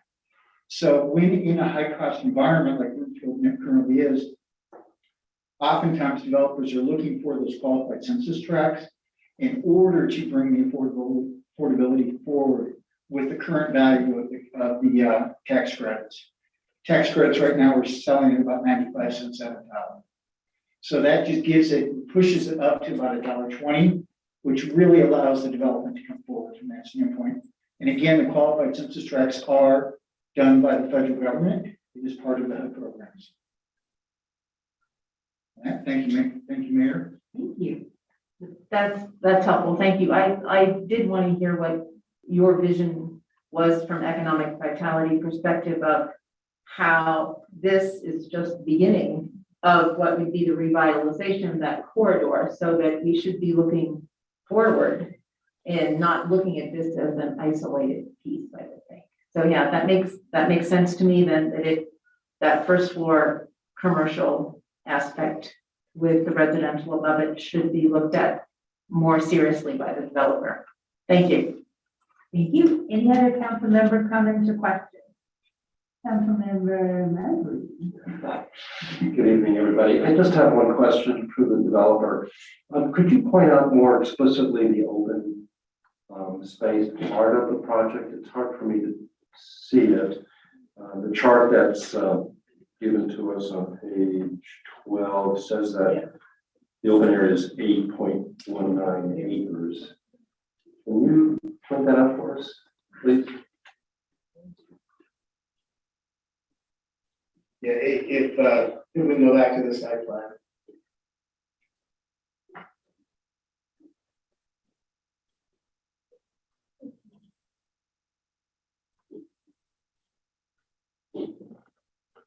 And hopefully I'm saying this right, there's the open lands dedication, and then there's just project open space, right?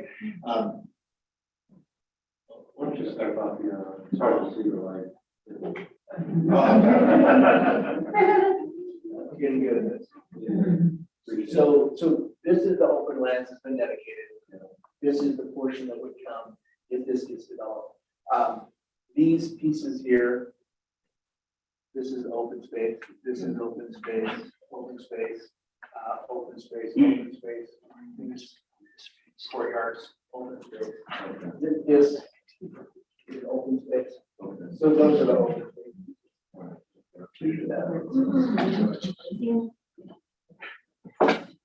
Mayor, I can't resist. Open space in this way is actually open area. We have a few different terms. I'm sure Kristen is ready to jump up here too.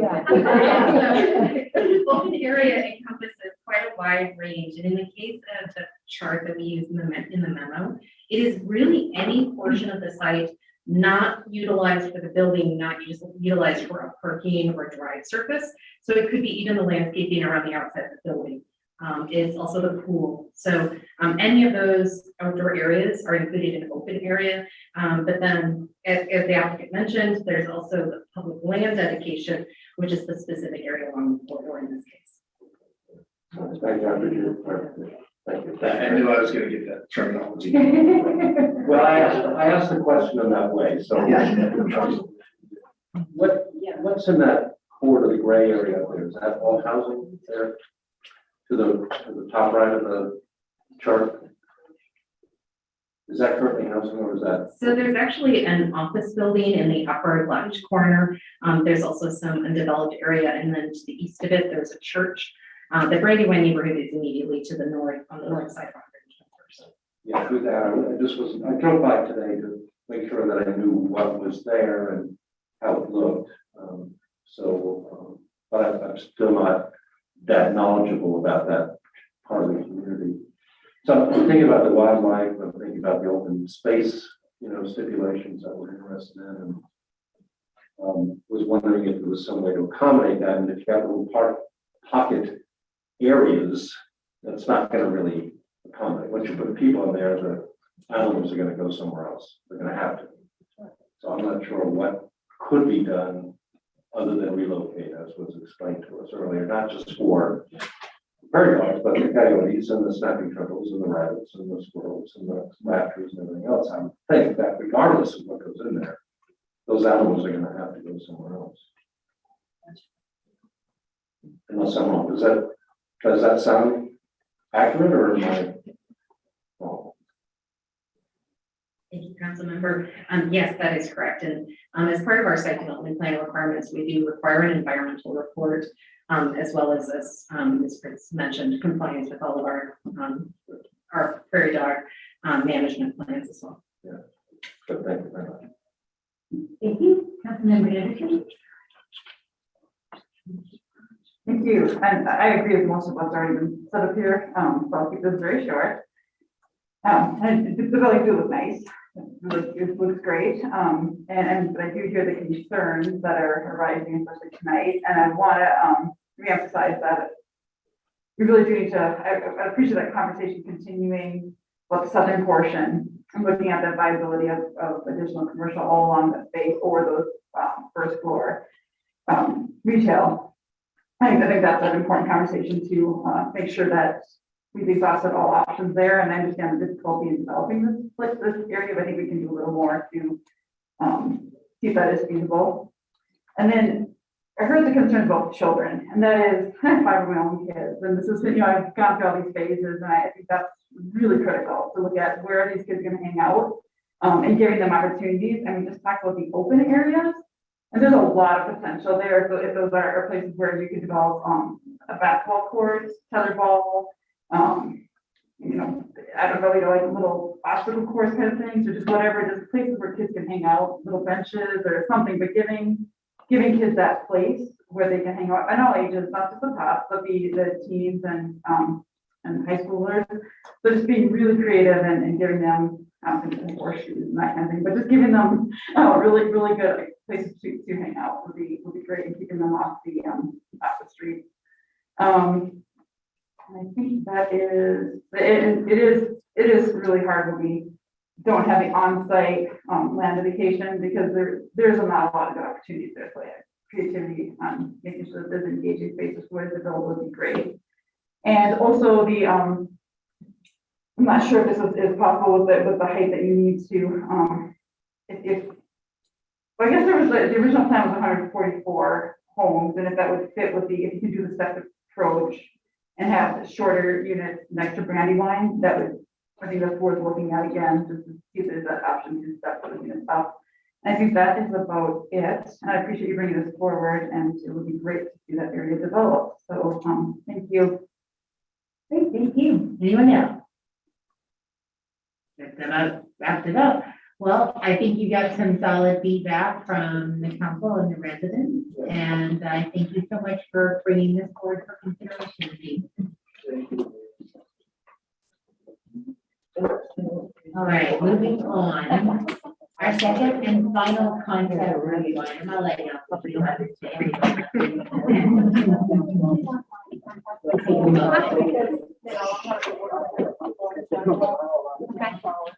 Yes, I've got a wonder about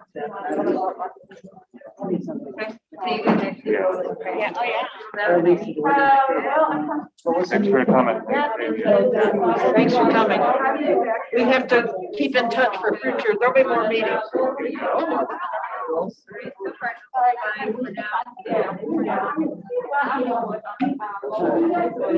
Continue conversation outside.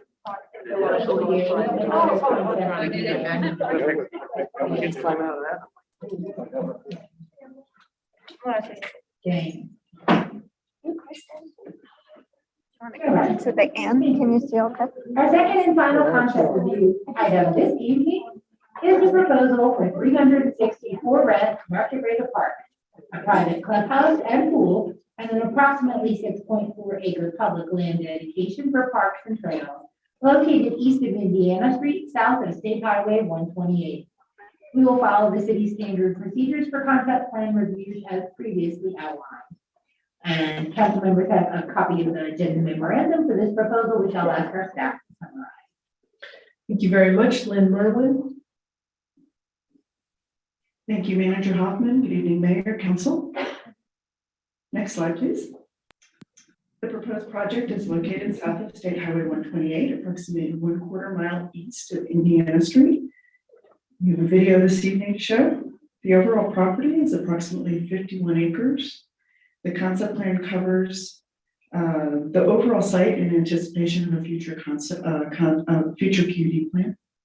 Here we see the site. We're looking westbound on State Highway 128, panning south and west across the site. You can see the grade change here of approximately 100 feet in elevation.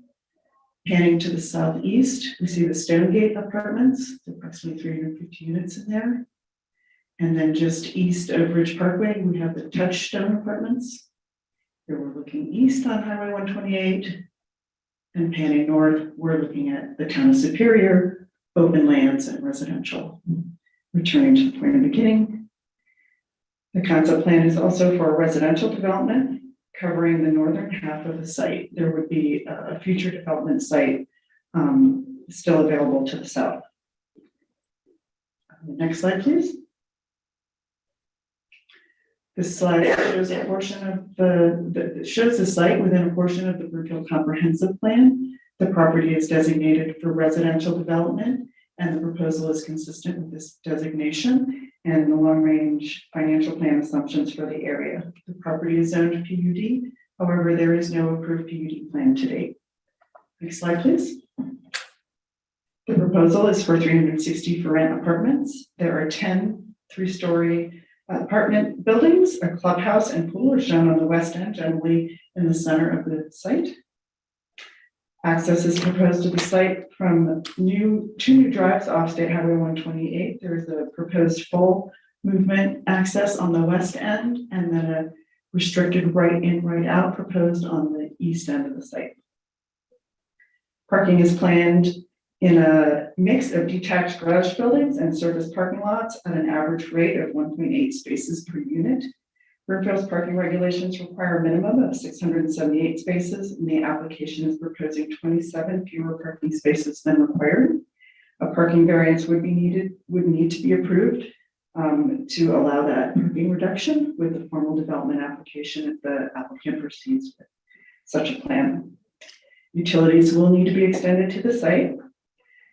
During a September 2020 study session regarding proposed projects in the vicinity of Rocky Flats and council concerns related to potential plutonium contamination in the area, the applicant has submitted a sampling and analysis plan in anticipation of testing the soil on the property prior to proceeding with developing the site. You'll find a link to that sampling plan in your agenda memorandum this evening. Next slide, please. The residential buildings are planned at 3-story walk-ups featuring a Colorado mountain aesthetic. The buildings are approximately 48 feet in height. There is no applicable sub-area plan for the property, so design standards will need to be developed with a formal application as part of that PUD plan and future site plan. Next slide, please. In accordance with city's inclusionary housing ordinance, the applicant is proposing to provide cash in lieu of developing on-site affordable housing units. The estimated payment is approximately $2.2 million, which will be confirmed with a formal development application, again, if the applicant proceeds. Based on a preliminary calculation, the public land dedication or PLD obligation for this development is approximately 16.5 acres, including a minimum 6.4 acre land dedication. The developer is proposing to meet that minimum PLD with a 5.1 acre public park and a 1.3 acre public trail corridor. These are all preliminary numbers at this time. The balance of the application would be met with a cash in lieu estimated about $565,000, and that's using a rate of $56,000 per acre. Next slide. Staff has identified 2 key issues for the concept plan. Due to the site's proximity to Rocky Flats, the developer should have soil sampling performed on the site to ensure the site conditions are safe to develop or can safely be remediated if needed to support residential development. The second key issue is distance from services. Existing water and sewer and community amenities and schools, as well as transit, are all some distance away. The staff will work with the developer on addressing these key issues through a formal application process. The developer has hosted a neighborhood meeting and has met public notice requirements. And I did check, and our notice requirements did indicate they could submit in writing, call in by phone, or attend in person. So should be good there tonight. And this concludes my presentation. The applicant is here this evening. Thank you. Thank you, Ms. Merwin. The applicant's presentation is next. Will the applicant's representative please identify themselves for our listeners before beginning your brief presentation? Good evening, Mayor and council members. I'm Jessica Tuttle with Thompson Thrift. We are the real estate company proposing the concept plan tonight. Really appreciate your time and your thoroughness reviewing our plan, and excited to show you what we've worked with staff on. Oh, next slide. Lynn went through the location. This is just to give you an overview. We're on the west side of Broomfield. Next slide. Quick overview. We've been working the past year and earlier this year with staff and with our property owners who, the Besh family here in Broomfield, have been great to work with. But in 2018, the Besh family actually had the comp plan approved for residential for this site. And so after that comp plan amendment and approval, we came along, right, and we started working on this concept plan. So last year we did a couple of schematics, worked with staff and went to a neighborhood meeting. There was no opposition at the neighborhood meeting. And in fact, we had neighborhood support because with how this is sort of on the west side of Broomfield next to open space, there isn't infrastructure right now to develop to the south of us or to the west of us. And so our development would bring that infrastructure and that access to open up potential opportunities. Next slide. So here is the best way to show you who Thompson Thrift is to show you images of what we've done. And when you talk about sustainability, you start to look at what we've done at other properties. We have LED lighting We do open space. We do tons of trails, bike connectivity. You can see some of the bike storage designs we've done. And then we do EV chargers. So right now we are in construction in Longmont with our EV chargers and plan to do them here in Broomfield as well. Next slide. So COVID, we really, as a company, had to pause and try to figure out what do we do and what our residents want. And so this was just a quick way to show you that we've started to do a lot more outdoor spaces, really put some time and effort into the amenities and how do we design them to be together but separate. And so we have a big consultant team here with us tonight, and we have Laura's who will put a lot of effort into the dog park, the outdoor amenity space, and then it matches with our large units and our large balconies. And then we've increased our air purification, cleaning protocols, and our lighting in our clubhouse and in our units. Next slide. These are just example photos of what we build, clubhouse. Next slide. Here's an example photo in Naples, a nice pool area and outdoor amenity space. Next slide. Another photo of the 3-story garden product. It's more Chip and Joanna type of feel with a mountain type look, but we're flexible on the architecture. Next slide. This is a Parker, Colorado. So we've done up to 10 communities here around Denver. We go up to Fort Collins. We've done Longmont, Parker. This was a trail connection example. We did not get to design this open space, so I'm excited to see what we'll design here specific to the Broomfield site. Next slide. Example renderings lynch of these 48 feet tall. One thing to note, the topo on the site, it does drop significantly. We have 100 feet of fall, so where that first building sits is actually 30 feet lower than Highway 128. Next slide. Clubhouse example, next slide. And then here's just to show you, we actually started as a retail company in 2010 when retail wasn't doing so great. We decided to diversify. Luckily, our owners kept everyone employed and switched to multifamily to meet the need for different communities. So here's our 50 residential projects. The average age across the portfolio is 35. So it's professionals, it's those that don't want the maintenance. And then we do, the criminal background checks, have to make 3 times the rent. So it's very nice communities. Next slide. So why Broomfield, right? We scrub the country, we can go to any municipality across the states. And I think you all know why Broomfield, right? It's a fantastic city. Every single statistic up here shows you why there is demand for multifamily. High-end housing, we're always looking for.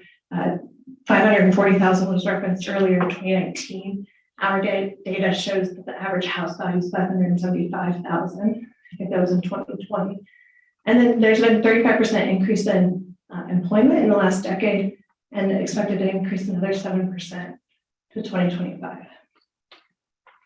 Average household income is almost twice the national average. So it speaks volumes to the quality of the community here in Broomfield. And then we're located next to major thoroughfares, and there are barriers to entry. So while we typically are comfortable with our development going in with multiple multifamily developments around us, here you have open space north, south, and west. And so there won't be more residential comparable apartments on top of our community. Money Magazine's best places to live, outdoor activities, and also the big city amenities. We are very confident our residents will want to be in Broomfield and want to be in this location. Next slide. And then more statistics to show the demand. So we are 96% occupancy across the market. It's extremely high. Anything above 94% is very good. The Yeah, so the market occupancy is 95, the comparable comps are 96%. And then lease up velocity on comparable apartments, extremely good, at 20 units per month at Flatirons. And then you all know this, but there will be continued demand for housing here. 200 square feet of medical space, 500,000 square feet of Class A office. Yeah, Interlochen, and then the Sims Business Park, all going to bring more residents looking for housing here in the market. The for sale comment that was brought up, I will just mention this site specifically has a lot of topo. And so when you look at how unique the site is with the added utility extension and the $5 million in earthwork, it doesn't make sense for a for sale. So that's where we've proposed the garden style product. You need the density to be able to absorb those costs. We do build townhomes.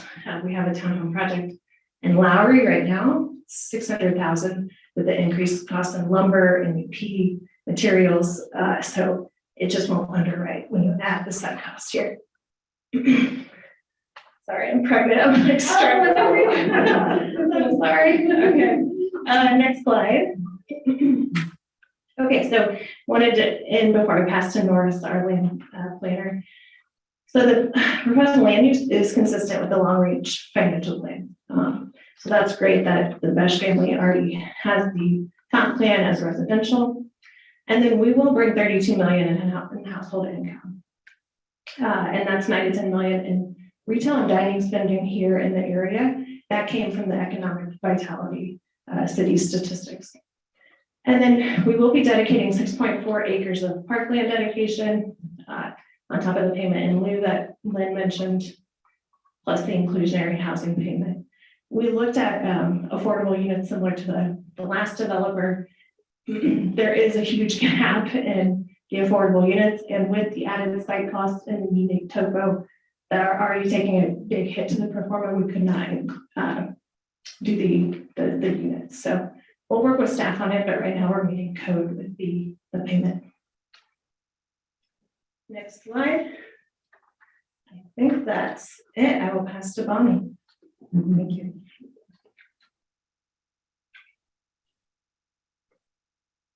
Thank you, Jessica. Bonnie Nijellik, Norris Design, 1101 Bannock Street in Denver. Thank you all. It's good to see a few familiar faces and look forward to getting to know the rest of you. I'm just going to walk through our site plan real quick, and then we're excited to answer any questions you may have. So as Lynn mentioned, access is provided off State Highway 128 along the site's northern boundary. A primary access point near the northwest corner of the property offers full movement vehicular access. This access creates an internal looped drive throughout the multifamily community. A second access from State Highway 128 is proposed toward the northeastern corner of the property, and will provide that additional right-in, right-out access. The site does have extensive topography, creating approximately 100 foot of elevation change. The proposed community anticipates approximately 360 for rent market rate apartments on approximately 25.7 acres, creating an overall density of approximately 14 units per acre. The community is comprised of 10 three-story buildings, as well as a clubhouse, fitness center, and pool. This includes a mix of 1, 2, and 3 bedroom homes and buildings that are terraced to accommodate the site's existing grade. Approximately 6.42 acres of the site is proposed as public land dedication in accordance with city requirements. We'll walk through that shortly. In addition to the public land dedication, shared spaces between buildings provide opportunities for formal and informal resident interaction, with 47% of the site noted as open area, exceeding the code requirement of 40%. These landscape areas will primarily feature a low water use plant palette with moderate water use plants at key locations. Native shrubs, grasses, and perennials will be selected and arranged to provide habitat for songbirds and pollinators. Internal pedestrian connections are provided within the community, as well as a continuation of the 30-foot regional trail corridor that runs along much of State Highway 128. As Lynn mentioned, a parking variance is requested to accommodate the gap of 27 parking spaces. We're happy to continue to work with staff on those details. Next slide, please. Sorry, one more. While creating the overall conceptual plan for the multifamily community, we wanted to look at a master plan for the full 51-acre Besh property. So that kind of upper right multifamily piece is the site plan that we just looked at.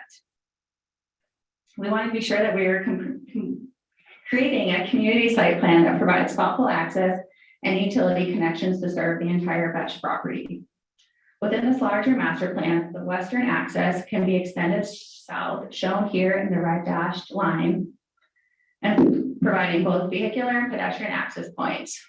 This also provides future development opportunities. That's an 18.97 acre future development site on the southwest corner, and provides access for both the proposed multifamily community and the future development to have great access to that centrally located 6-acre public land dedication. With this proposal, we intend to submit a PUD and plat for the entire 51-acre master plan, as well as a detailed site plan for the multifamily community. The future development parcel would require its own SDP in the future. Next slide. The last two slides we wanted to walk through relate to public land dedication. Here you can see the intended overall character for the 6.42 acres of public land dedication.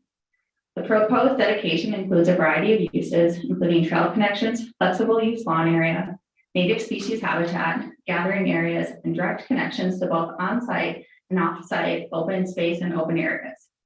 The goal is to provide multi-season, multi-generational, and multi-use features that will incorporate both active and passive recreational opportunities.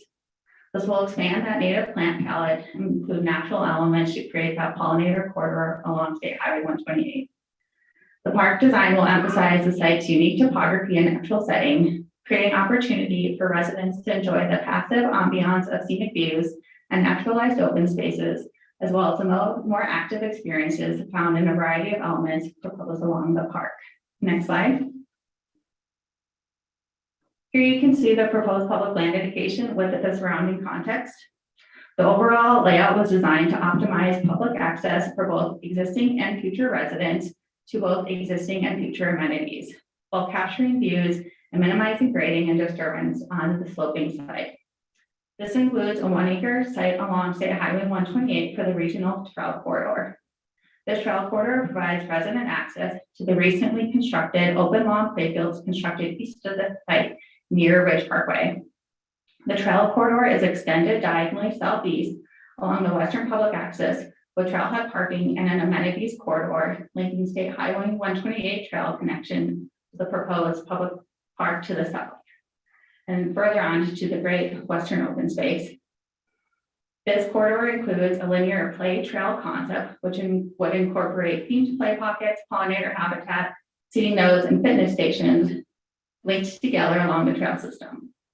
This corridor leads to the more active areas located in the 5-acre public park to the south, which eventually transitions to a landscape buffer along the great western open space and the native landscape to blend seamlessly into the proposed detention area. As Lynn mentioned, we did attend a neighborhood meeting in September of 2020 that was mailed to all properties within 1,000 feet and was held virtually. And as mentioned, we had 3 attendees. One had no questions, one did not speak, and one just had the questions that Lynn mentioned. Our whole team is here. We're excited to hear any feedback you have and are excited to work with staff on next steps. Thank you. Thank you, Bonnie. Are there any members of the Land Use Review Commission present who would like to comment on this proposal? Please step up to the podium. Commissioner Franz. Thank you, Mayor. I won't repeat what I said last time. I just want to mention a couple of quick things. One, I think we all accept the need that there's a greater need for more for sale housing, particularly the open price points, which a condo or a townhouse would be at. I know there's residents in Brookfield like myself who own a home, maybe don't feel like we're ready yet to go to retirement house community, but we'd like to get away from the house maintenance, just like she said with the apartment. We'd like to get away from the stairs. Well, if we own our home, and we've owned our home here, I've lived here for 30 years, there's been a lot of appreciation. I'd like to sell my house and buy a condo, not buy an apartment for the same reasons for the apartment. I don't want the home maintenance. I don't want the stairs. but I certainly don't want to get an apartment. The opening price point she mentioned again, all homes are $550,000 on average, but again, a condo or townhouse, we're looking at $385,000. A much better opening price point to get into a for sale unit. I know in the presentation you mentioned there's $500,000-$600,000 worth of probably extra sales for local businesses with some of these units. Okay, what would it be if these were for sale units and those people had higher incomes? What would that number be then? Instead of 560,000, what would the number be of extra sales from local businesses? Again, I've lived here 30 years. I've been on planning, zoning, and land use review committee for over 6 years. In that period of time, there's been dozens of apartment complex projects. I can't remember a single one for condos and townhouses. And my fear as a long-term resident is we become the, for between rentals and affordable housing for condos and townhouses, we become the rental capital of Northwest Denver. The surrounding communities have a much better diversity of housing types than we do. And again, it's not easy to change, but to me, we have to do something. And I think the worst thing would be people who want to move to Brookfield. And again, they want to have an open price point condo or townhouse. There's not much to choose from. And are we saying as a community, we don't want you to live here?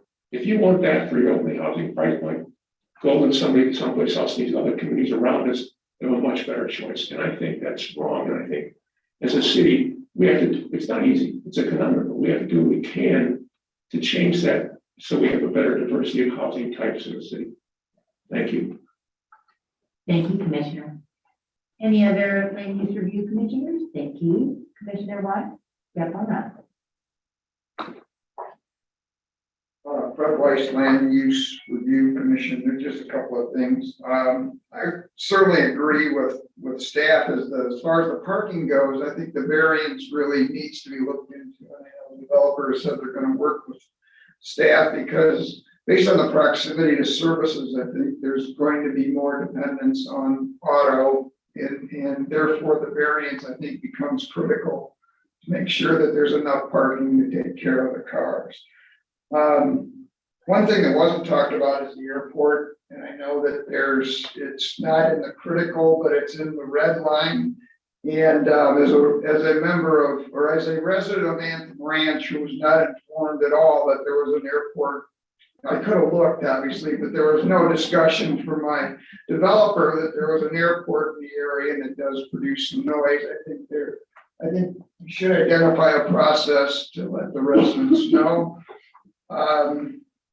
Also, if there's anything that could be considered solar, that I don't believe was in the plans, but I'd like maybe the developer to take a look at that. And that's it. Thank you. Thank you, Commissioner. Are there any other board and commission members present who would like to comment on the proposal? Well then, public comments are next. If you're joining via phone and want to be placed in the queue for comment, please call 855-695-3744 and press *3 to be placed in the queue. If joining in person, please line up behind the podium, and public comments are limited to 3 minutes. You have the floor. Hi, Roxy Jewell from Lockamore. There's a garden that sets up on top of that hill just outside of the detention center. I gotta make that word correct. And I work that all the time, and I was actually up there today. And I know this area extremely well. First of all, the drop off of the hill off of 128 is steep, as they say. They'll have to have a light there because where they're wanting to put their driveway is kind of a curve and everybody is accelerating from the previous light that is to the west. And if they don't have a light there, you'll never get turned in, or during the winter time, there'll be all kinds of crashes there anyway, because they got to get up that hill. So I don't know what they're going to do to fix that problem because it's slippery enough on the road that actually goes down to the business area and the detention center during the winter time anyway. We have another apartment complex that's over there by the business buildings. They haven't even broke ground yet. That they came and everybody, thought that was gonna be a real nice place too. But they haven't even broke ground yet either. So I don't know what's going on with that one. This one here, it's nice. I would like to see them have a dog park, because sooner or later that open space, you'll have way too many dogs off leash out there, and they can't be off leash out there. It's just too wild.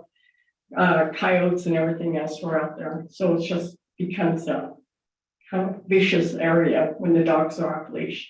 So they do need a dog park area for their own community. There is one in one of the other communities. That doesn't mean that they should have to have everybody's dog in their dog park area. Another thing, I just said that I have a garden up there.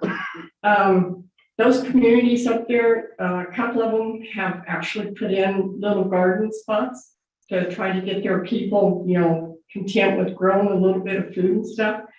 I think this area needs to have a garden. The garden we have up there cannot house everybody that's in that area to try to grow there. First of all, we don't have enough parking spaces and everybody walks through everything already now. I happened to be gone for a while, and when I came back, every one of my carrots were taken. So it's not secure, and I understand that. But as I said, with the other people, with the other apartments that are coming in, they need to know that that's not their community garden to come and take everything, because we all have to pay to garden there. So, and another thing is with airplanes. The buildings need to be insulated well enough to where when the planes are coming through, because it is busy over there, you can't deny it.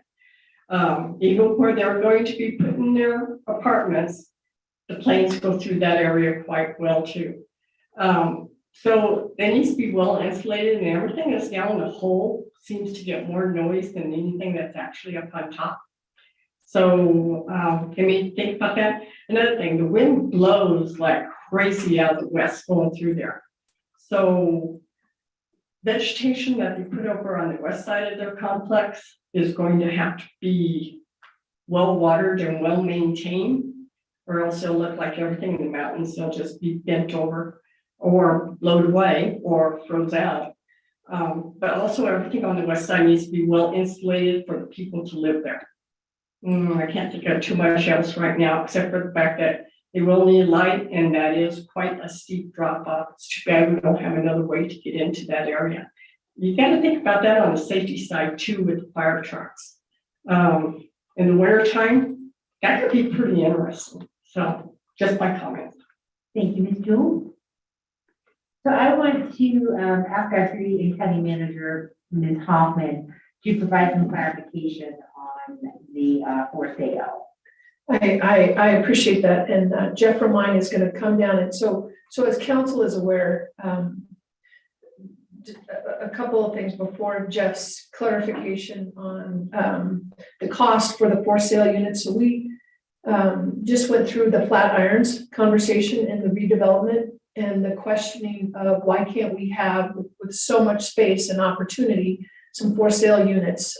So Jeff's going to kind of reiterate what, not just from the market demand and not just from the expense perspective, but kind of per unit. We did a deeper dive on what it is per unit on the additional cost to have for sale.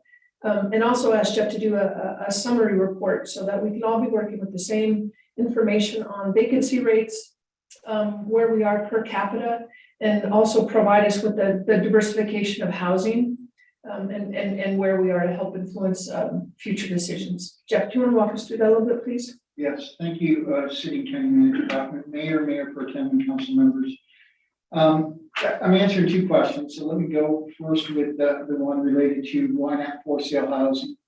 And just as a reminder to you, one of the key issues that has been facing Colorado, and not just Colorado, but several other states, is construction defects.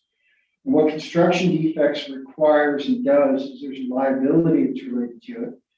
Roughly 6 years ago, I did a study when I was still in Denver, and we were estimating at that point that there were around $50,000 to $60,000 in additional insurance and potential liability costs that had to be incorporated within a multifamily for sale unit. Therefore, my rough estimation is that's closer to $70,000 to $75,000 per unit.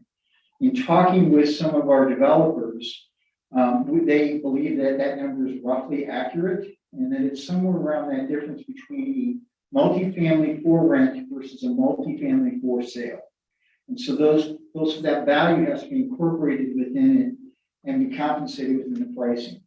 The most recent major development that came forward from a multifamily for sale development was in Arista, which is the Thrive development that many of you are familiar with. And the starting point on the pricing there was around $475,000 or more a unit. And so you can see what happens there. And then when you have to incorporate some of the additional costs that the developer talked about with grading and some of the other things, you start rising those multifamily units up and start getting them priced into a place that really isn't that first-time home buyer, or even that fixed income potential downsizers. So those are the things I will tell you as far as our work around housing here in Broomfield. One of the first things we ask every developer when they say we've got a project we're interested in is, can you bring for sale housing, multifamily housing? And quite frankly, that's going to be one of the major topics we work on as the city begins and the Broomfield Housing Authority split up. Some of that work will be focusing a bit more on the first-time home buyer and some of that. So that's one side. The second is, as City and County Manager Hoffman indicated in my text just a couple of minutes ago, I'll be doing a quick study for you. I hope you give me the indulgence to say that I'll get it done sometime in the month of December, but it'll show what the relationship is between multifamily and single family rental and for sale within our community as well as our sister communities around. So you get some sense of that perspective. Anna may know it off the top of her head, but I'm not going to put her on the spot right now. But we will also look at what the relationship of permitting has been over the last couple of years. So you get some sense. The one thing I'd remind you is we have roughly 28,000 housing units here in Broomfield. A significant, very significant portion are single family for sale type housing. And so what we've seen and experienced over the last few years is the infill of multifamily, primarily on the western side of the city. And so we're seeing that relationship begin to change. And so if you think about just the last 3 or 4 years, yes, there's been a lot of multifamily coming forward. But when you think about the history of Broomfield as a whole, we're getting closer to the balance. We'll never be at a 40% for sale, 60% like New York City is, or 60-40 like Denver is, or something like that. But I would expect us to be much more than that 75 to 25 relationship. So on that, we'll do that work. We'll provide a very short study so you can see that information. I apologize I couldn't get it done between the text and coming up here. But we want to work on that this month. I try, when she asks, I really try to give you the answer. So thank you very much, Mayor. Thank you, Thunder. I have complete faith in your ability. All right. So any more public comment? I don't see any online. Would the applicant like to address any of the remarks? I'll take a couple to give you. Yeah. So a couple of things, just wanted to talk about that we've heard. Thank you, Jeff, for that great summary on for sale and for rent housing. I know there's some for sale housing under construction, townhomes and condos right now, so hopefully those will help you all out. I want to talk just real quick about the parking variance. Like I said, we're happy to work with that and continue to study that with staff. But we're really trying to find a balance of how much landscape open area we have versus asphalt paving. So taking Watermark's extensive experience doing multifamily communities, what they see people parking at, and balancing that with providing a little bit more landscape area instead of asphalt if we can. Regarding the airport, I know this was in the staff report. They were referred out on our concept review.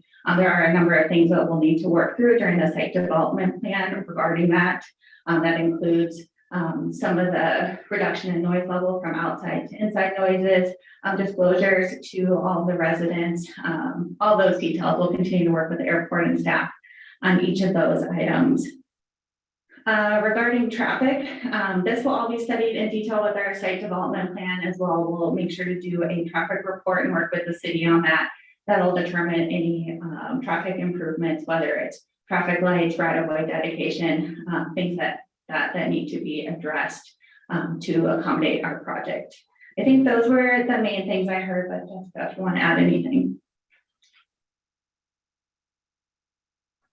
Thanks, Bonnie. No, I thought those were great comments. Thank you, everyone, for your comments. I think it was an interesting discussion on the for sale, and I do agree that diversity in housing is a good thing. It's probably just better for other sites, right? For sale here will be at a $600,000 plus $700,000 range for sale because of the site work and because of the utility extension. So when we look at that in our underwriting, we won't move forward with it because our competition, right, can do for sale for cheaper. So it's just a better fit on a different site. And also the multifamily here, if we come first, then we can provide the access, the utilities, take some of those total costs absorbed in our site and open up single family for sale to the south. So that was a thought process there. I think that's pretty much it. There was a comment on solar. We do PV ready EV chargers. So those can be solar EV chargers. So that's always something that we'll continue to implement once our residents take all of those EV chargers. Then we have the infrastructure in place to do additional. Parking variance, we don't need it. We can build the 27 spaces if that was requested, but we don't need it for our residents. So we've got, like Bonnie said, we can do a park. The dog park comment, we will have a large dog park. So that will be on site. A lot of times we break it into two. So you have small dog section, large dog section, but they're extremely large for all of our residents. And I think the community garden was a good comment, so we'll work with staff on it. We're flexible there in the parks. Thanks. Thank you very much. Mayor, if I may just real quickly too, for the developers, in addition to the notification regarding the airport, we have an outdoor shooting range that is essential to our PD and the surrounding areas. And we want to make sure that that is in perpetuity kept intact. And we certainly don't want any of your residents to be surprised and then show back up at the council and say there might be lead poisoning and what's happening and it's loud. And so please keep that in mind. Sure, I appreciate the notice. We build all the time around loading docks and airport zones and we'll notice our residents. I appreciate you. Good catch. All right, questions from council are next and comments. Does any member of council have any questions or comments? Everybody wants to go first. Okay, Councilmember Leslie. You're developing about half of the total area that you own, is that right, with this project? That's right. So it just said for future development, are you considering pretty much the same thing for the next half of this land? I think we see single family possibly down to the south once the infrastructure is in place and the access has been graded down to that portion of the site. It won't likely be Thompson Thrift. It would be a different company that would come in and do a site plan process for what they see that would fit. And any idea when that might happen? No, it's really market driven. I think hopefully our development would bring opportunities and interest in the property once the infrastructure and utilities are brought to the site. The capital issue is not as extreme on that southern form. Is that southern part of the land? Yeah. That's right. Yeah, we're our civil engineers here, but he's grading access down to that site. And then with the park that we would have to grade out, we would fix some of that topo. We're also doing master plan detention. So there's 5 acres of detention on the southeast corner that would provide detention for that site. Councilmember Linstead?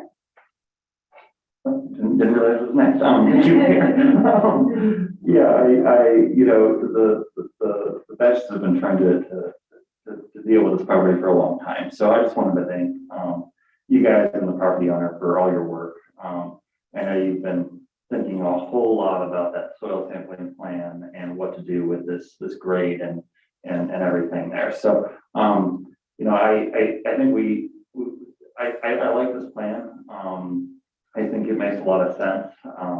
I know it would be great if it was owner occupied housing, but you know, that doesn't work everywhere. So I appreciate you guys bringing it forward and for working so hard with staff about this process. I've been talking with folks about this project since I got elected 2 years ago. I know those discussions were going long before me. So anyways, I just wanted to thank you guys for bringing something forward and for trying so hard here. I look forward to seeing what my colleagues have to say, but at this time, I think you've done great work with this current proposal, and I'm sure we'll figure out the parking and the details later. But as part of the concept review goes, I think that you're going in the right direction. So that's all I have. Thank you. Councilmember Staff? Thank you, Mary. So I appreciate the landowners and the developers for bringing this project forward. I have a lot of mixed thoughts on this project. There's some things to like, and there are some things that bring up some concerns for me. You know, one of the first things, and I have a couple questions for staff. You know, it seems like there are some conflicts between the zoning of this area as well as the distances from services. So I just wonder if this is a timing issue in terms of getting the infrastructure there to this area and the timing for which these developments are going to go forward, or is there a conflict in terms of the zoning for these, in terms of the residential uses and getting those services to this area?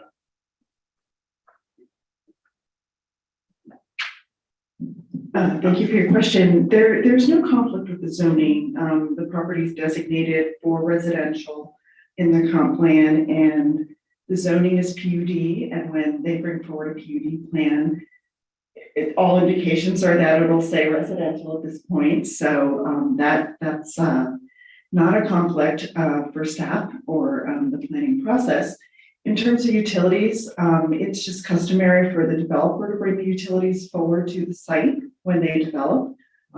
This isn't a master plan baseline project where, you know, the master developer is bringing it forward and the different parcels will be developed one by one with residential developers. This developer will need to bring utilities here to serve their property and the anticipation of the next parcel to the south. Okay, great. Thanks for that clarification. With regard to the, you know, bringing those utilities, it sounds like that there's a timing issue, and one of those pieces is going to be the lift station. Is that going to be problematic for the developer in terms of that timing of when that lift station will come on board? And is that a cost that's going to be borne by the city and county for that lift station? So I'm gonna turn it over to the developer first, to their consultant. Thank you. Chris Shandor, Manor Consulting. The lift station was really brought up by staff that they didn't want one. We think that there is potential to connect into the sanitary sewer in Ridge Parkway. So there's water and sanitary in there that could feed this development. Okay. All right. So there may not be a need for a lift station. We're still evaluating everything, obviously. There's a lot of topography between Ridge Parkway and the site and just the site in general, but we don't intend one now. And I would echo what was said, that the engineering staff would prefer not to have a lift station. A lift station is not listed in our water master plan, and it's not listed in any funding sources for the future. Great, thank you for that. So I just wanted to clarify something with staff. It was mentioned during the applicant's presentation that the land to the west would be open space, and I think I heard that right. But in reviewing the staff memo, it sounds like that is actually undeveloped PUD, not open space. Is that correct? That is right. It's a PUD zoning and it's an open lands designation. So it's not open space. The city hasn't purchased it. It's not any designated open space. It is shown on our comp plan as open lands. This parcel was shown the same way before they amended the comp plan to modify it to residential. So if they did want to develop with residential or something else, they would need to amend that comp plan and go through that process. Okay, that's, at this point, we anticipate that it would be developed as opposed to not developed. I am sure that I'm sure the owner would want to develop at some point or sell for open space or something. Yeah. Great.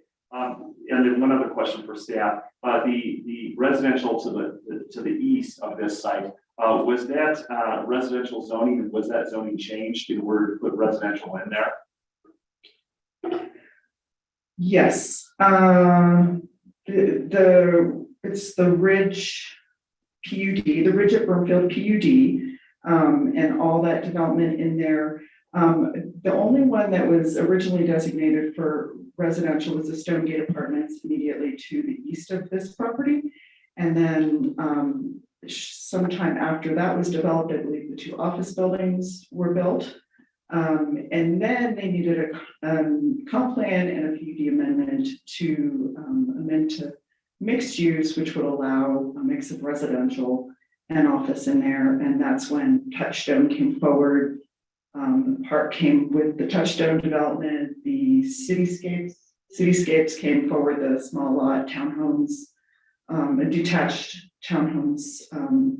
And now we have a proposal in for 128 townhomes approximately to the south of the park. Okay, thank you for that. Sure. That history and kind of the environment of what's going on around there. So I appreciate the applicants and the landowners' willingness to put forward a sampling, a soil sampling program. That's, you know, for me, that's definitely something that I'm concerned about with regard to this process. I think that, you know, as it moves forward, I think the biggest thing is going to be, does that soil sampling program withstand the scrutiny that will take place around that, both by council as well as the public.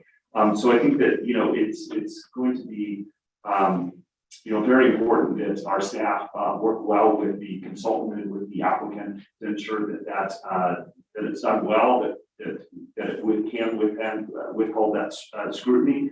And a question to our attorney is, knowing that that there is an application filed for this project, that it will fall into the quasi-judicial realm, will the soil sampling piece fall within the quasi-judicial realm as well, or is that something that would be outside of that? It could be discussed with council members present at such places as like the Rocky Flat Stewardship Council.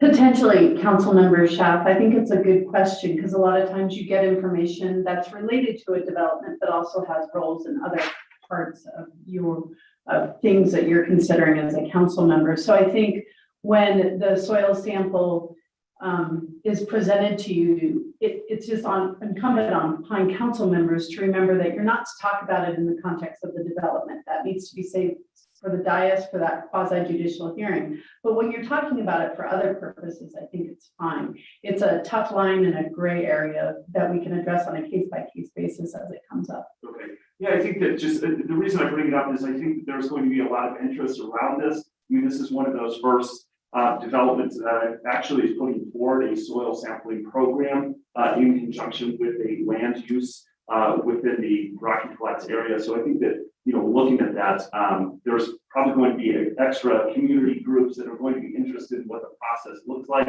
and how this is going to play out. So I think that those conversations are going to happen. It's just trying to find out what that line is. Councilmember Schaaf, we absolutely agree. And so clearly, subsequent to the Jefferson Parkway, when Watermark first came into us, so there's been a lot of dialogue back and forth about what the testing protocol should be. And I can tell you after a couple of conversations, and Jason can speak to it more, their adjustments to what we thought would be accurate and really robust from where they started to where they ended up is a significant improvement. So, and we'll continue as we move down this path. They are very aware of a lot of eyes being on this testing, not just the protocol, but clearly what the results are. But the number of tests, the process that they're going through, the depth that they're going through, the numbers that they're going through, it's significant. Well, thank you, and I guess we'll have some continued dialogue around this. Last thing I'll say is the airport noise concerns within where this falls underneath the dark black kind of racetrack around the airport, that is a concern for me. So the extra mitigations and notices that are associated with that are going to be very important. That's all I have. Thanks, Mayor. Thank you. Councilmember Lim? Councilmember Sheff covered most of what I was concerned about with the testing, the sampling. There's a general statement in the plan that says, that refers to the fact that if levels are exceeding our exceedances, then the multifamily residential plan will not go forward. There's an internal statement in the plan, and I couldn't tell who's making that decision within that statement, within that internal plan. Does that question make sense? I mean, the plan is going to bring forward some testing results, and then based on those testing results, is the developer themselves going to make a decision internally? I'm gonna ask their expert, and then from a staff perspective, clearly if they get hotspots, that's gonna be a game changer. Please. Hi, my name is Cameron Bertrand. I live in Denver, Colorado, and I am with a company called Enviro Finance Group, and we are an environmental consultant to Watermark on this project. They brought us in when they realized the site that they had. I wanted to say two things. One, in response to something Councilperson Schaaf said, and then also the direct question here, and the two are actually related. And so when we talk about exceedances, if you read the sampling plan, you'll see that we've set standards for what constitutes an exceedance. And we've shown that to staff. Staff has given us feedback on it, and we've taken that feedback. We've also had conversations with the state and other experts in that area to arrive at those. And generally speaking, they are a function of either, in the case of uranium and, I'm going to say this badly, americium. The standard is basically the testing limit. So if it can be detected, it will exceed the standard. That's how low that exceedance is. So for those two features, we either have non-detect or we have a conversation, which is, I think, what County Manager Hoffman is saying. For plutonium, the standard is the background level. It's been re-upped as recently as 2006. And so it's saying in this site, are we finding uranium at a level that exceeds where you would expect to find it anywhere else in metropolitan Denver. So that also is a very low standard. And so it's a 70 discrete samples across a 50-acre site, primarily at the surface, because given the location of this site, to the extent that we're well outside of both geographically, wind, a variety of reasons from the original operating area that was Rocky Flats. But if we have an exceedance here or a concern, it would likely be a wind-blown issue. There are other ways that could happen, but there was no operation on this site. We are doing some at depth at the recommendation of staff because there is some surface subsurface digging going on here. We want to find those areas and clear those areas as well. But I think the expectation, having worked with the state and worked with staff and incorporated that feedback into it, is that if we go out and we do this full sampling plan and we get no exceedances, that we've got the extra confidence at that point that this site is safely developable for residential full stop. If we do get exceedances, or as Manager Hoffman said, hotspots, right? I think we have to evaluate specifically what we get, right? It's hard to conject today. You know, if we get 1 out of 70, we get it at depth versus we get it at the surface.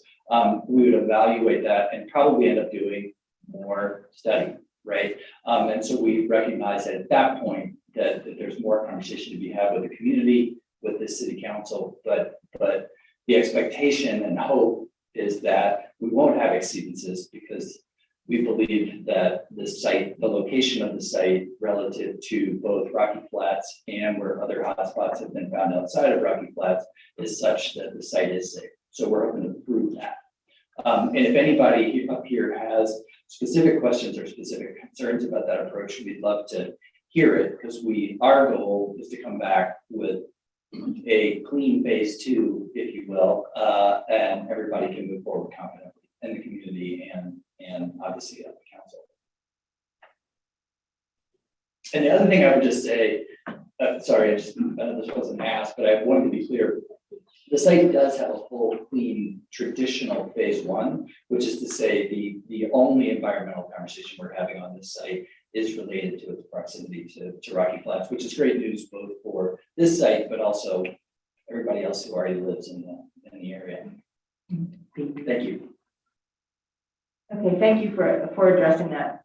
Obviously, the staff did a good job in the memo of addressing the history of our concern as a council about this Rocky Flats area. So that will be important for us going forward. My other question deals more with the access to amenities that the staff points out in the memos. And I guess this is a question for the developers. I mean, the staff does an extensive job pointing out, this development is very far from schools. It's very, far from other retail and things like that. Obviously, the developer, I suppose, does not think this is a problem, or is the developer thinking that at some point there will be other amenities closer to the area, that this is a problem that won't exist in the future?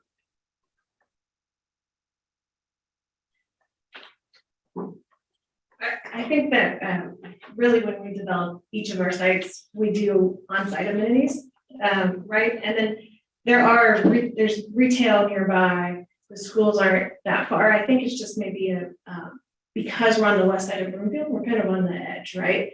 But you're a little bit further maybe from one amenity, but at the same time, you're close to open space and trails and other amenities. So it's kind of a trade-off. You won't have a ton of multifamily on top of you, and you still have great thoroughfares to get anywhere you'd like to go. So. Okay, thank you. Councilmember Marshall. Thank you, Mayor. I had several questions regarding for sale, but I think that's been addressed enough for tonight. My question goes off of actually what Councilmember Lynn just brought up.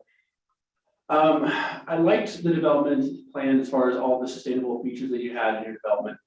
My question really is more probably for staff.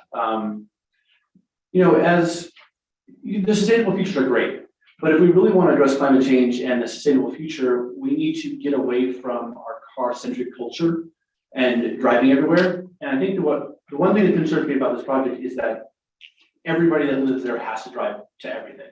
Whether it's the amenities, whether it's the schools, to work, public transportation is nowhere nearby if you walk a long distance according to the memo. So I guess the question is, I know it's probably a chicken and egg, concept, because you need a density before all those features come. But is there questions with RTD, with Jeffco School Districts as far as bringing public transportation specifically to the site? more schools locally, that kind of thing. Is that something that's in the long range plan, or how's that work?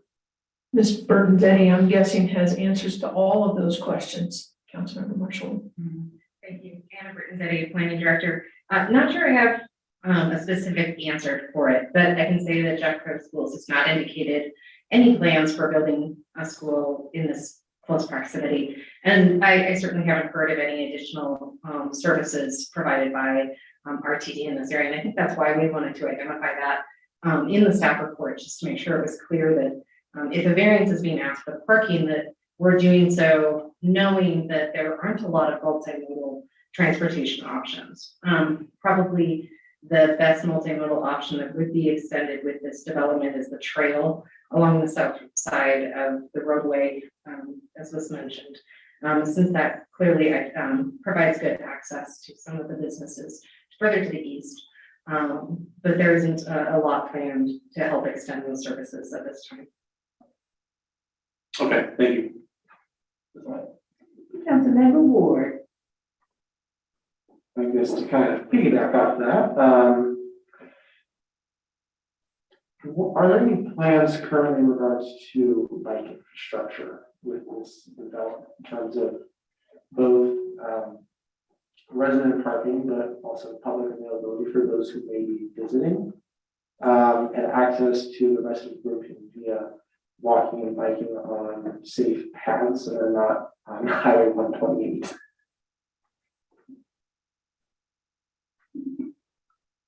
I think it's something we'll continue to work with staff on. Every community that we have, we do on-site bike storage, bike racks, do a lot of amenities around bikes if there is a trail system that they can get to. And we do plan to extend the trail on Highway 128. So I think that'd be an added benefit. We have looked into bike share programs in other municipalities. If there's a bike share program that could come on site and have a station. So it's something we're open to discussing if that were an opportunity.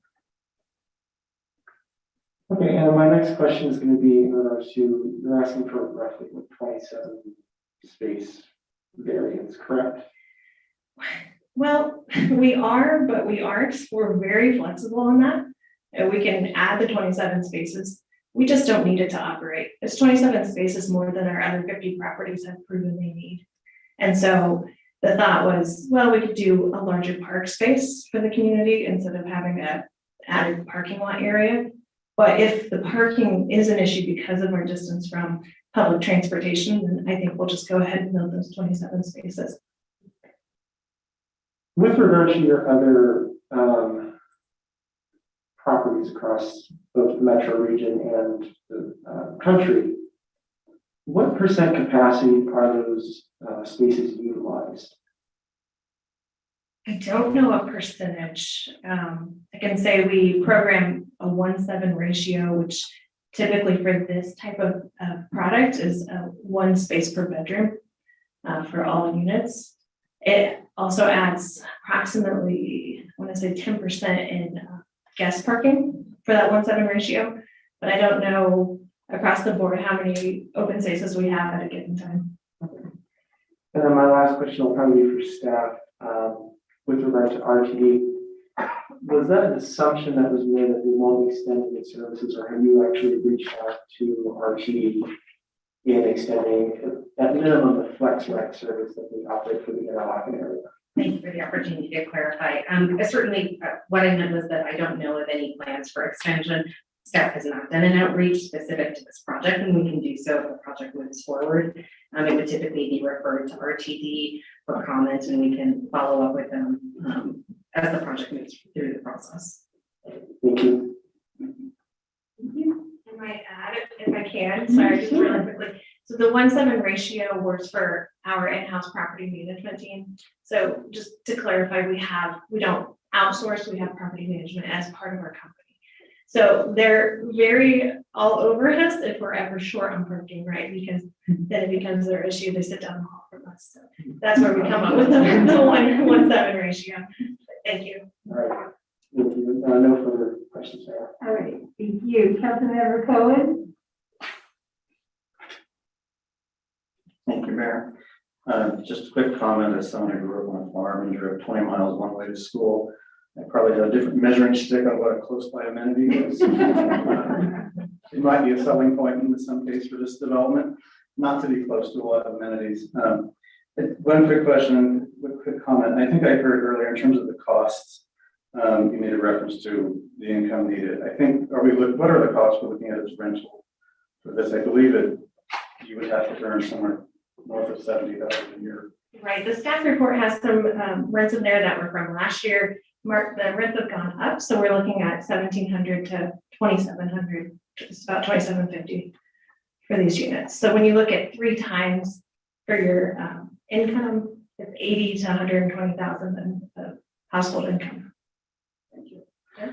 And I do, to echo Councilmember Ward, I do hope obviously that we continue to develop trails and bike pathways that people can bike wherever they want to go. But I did want to say, I do like the concept. I think it's a beautiful project. I wanted just 2 quick comments that aren't public land dedications requirements great. Because look at the amenities within this housing development the people who live here will have, that they otherwise would not have. Broomfield didn't require that in terms of the connect trails, the connectivity, the open space, the parks. So I hope everybody appreciates that. And also, isn't it great that we have an inclusive housing ordinance? So that there'll be over $2 million from this project that will go to development of affordable housing. I don't think affordable housing is reasonable in this location, considering the lack of amenities and public transportation. Unlike the previous concept hearing we just had, which is much more amenable to, or much more reasonable to have affordable housing due to the nearby transportation and nearby shopping, retail, and other amenities. Thank you. That's it. Thank you. Any other council members? Councilmember Anderson? Thank you, and I want to, I have a question about the sampling plan. And I want to go back and thank you for these. I recall our conversations, several months ago, however long it was, where we discussed this concern about the sampling. I so appreciate that this is being addressed. And so looking at the sampling where there's the diagram with shows the red and blue, the proposed surface soil sample locations and the subsurface soil sample locations. And I'm just curious why those, it kind of seems like random dots, like not like a grid. Is there a reason to it seems like some points are closer together and there's some areas where there aren't so many. Is that like the ridges or something? Like, is it? Right, yeah, be interested to know it. And then also why the specific subsurface locations are chosen, because there's fewer of those specific places where that's specifically where we be digging deeper. And if it's possible, I think behind the developer's slide deck, I think the very next slide may be that sampling map that was just referenced. I don't know if that can come up. I could be wrong about that, but it would just make it a little easier, especially for people who haven't seen or read the report lately. Yeah. So this version of the sample map was actually generated by a program to guarantee randomness, if that makes sense. And then the blue in this instance, in this particular iteration of the map, actually is meant to target areas where deeper cuts may happen due to utilities and what have you. But to be super clear, we could rerun this map 10 more times, get 70 different locations, and probably before we actually do the sampling, we'd revisit those blue locations relative to the site plan so that we're targeting those specific areas.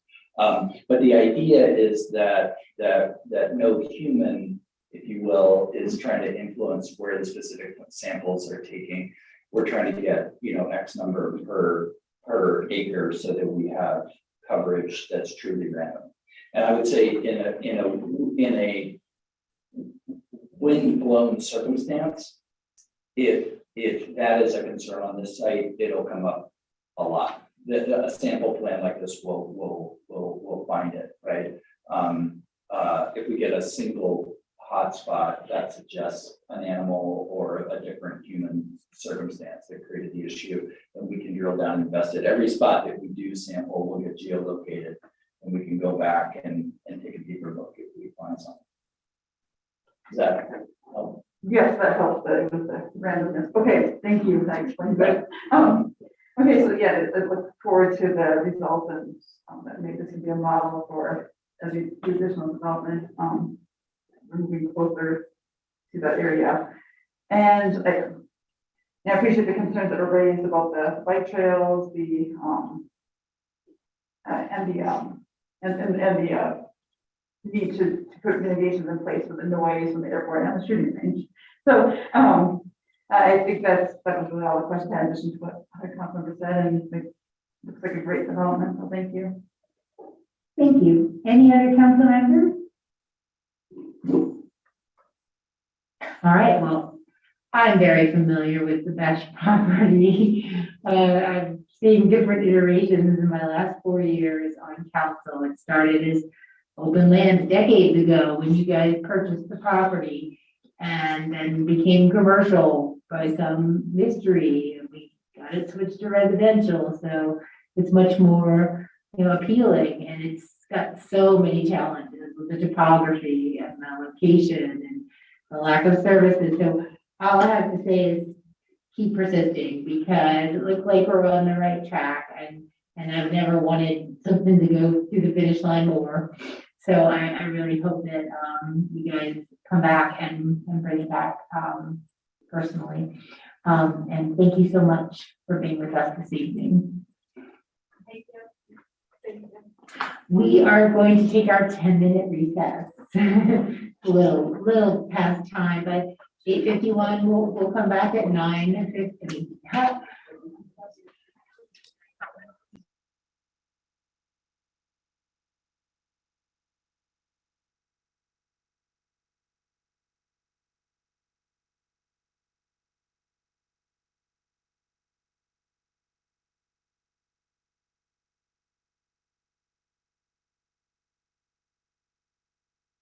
The Access Live event is in music hold.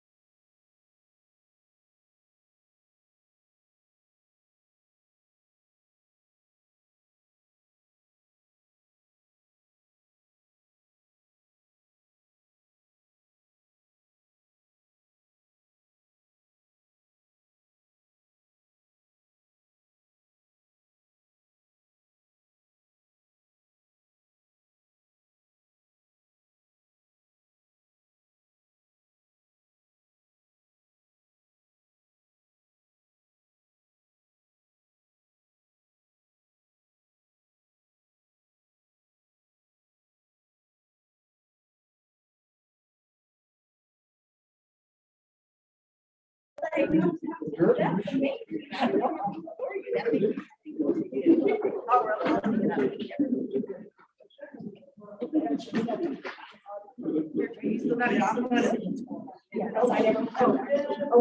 right, thank you for that.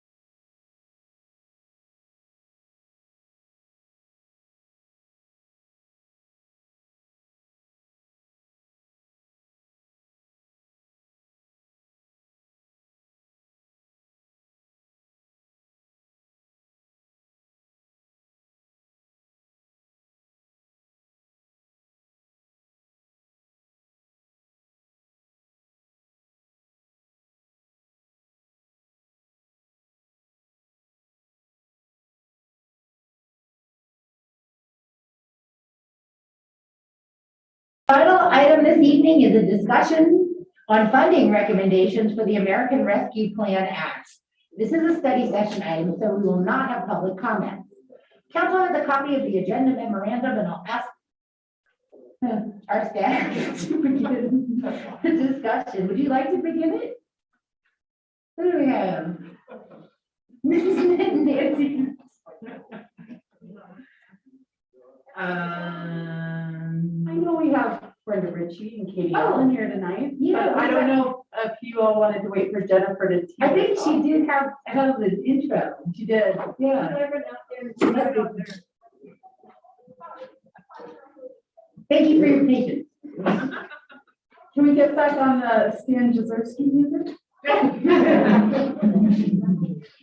I know. Good time for a music break. I was just saying, council has a copy of the agenda memorandum, and I'll ask our staff to begin the discussion. Thank you, I appreciate it. We weren't sure how deep to go on this plan. So all of the resident experts are here. Brenda Ritchie is here, the CFO. Katie Allen, our civil engineer. Kelly Schulte, our contract and grants extraordinaire. So what we've done subsequent to the last council meeting was to drill down, and you'll see from the memo that the categories are the same. We just put some specificity within those categories for the projects that we'll be moving forward on. We appreciate council's patience as we moved through this. As we discussed before, 20 million sounds like a huge amount of money, but in the scheme of things, it isn't. And so having a really focused approach. Jake, will you go to the next slide, please? So again, this is the overview.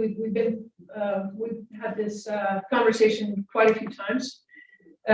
So again, this is all the ARPA funds. Next slide.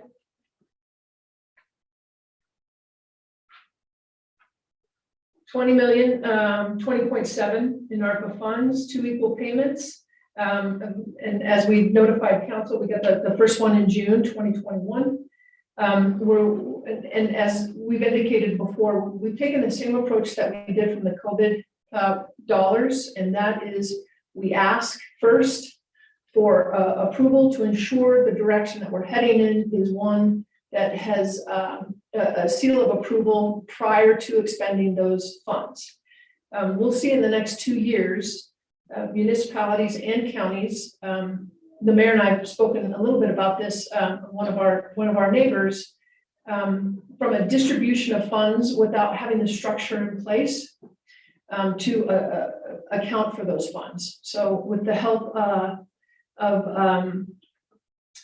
Kelly and Bernie's also here. They set up a structure to ensure that did not occur. So the funding activities starting after March 2021, projects identified by 2024. So we're not behind the gun, we're not in front of the gun, we're in a place of confidence with the projects we're about ready to walk through. Next slide, please. So again, these are the funding requirements and eligible criteria and categories. We know that it must address the negative impacts. And as we know from the tour that we had with, I want to say retired, but not retired, but Councilmember Tessier and Councilmember Lindstedt, walking through first and second filing, we took a lot of our department heads and our key players to walk that from an equity perspective that certainly influenced what the outcome of what our recommendation is to council. So here are these are the 5 categories: water, sewer, broadband, activities in communities disproportionately impacted, primarily first filing, the response to COVID, disaster mitigation, resilience, which everybody's favorite part of that, and a small portion for restoration of revenue. Next slide, please. So these are our percentages. Again, you all have seen this breakdown before. Next slide, please.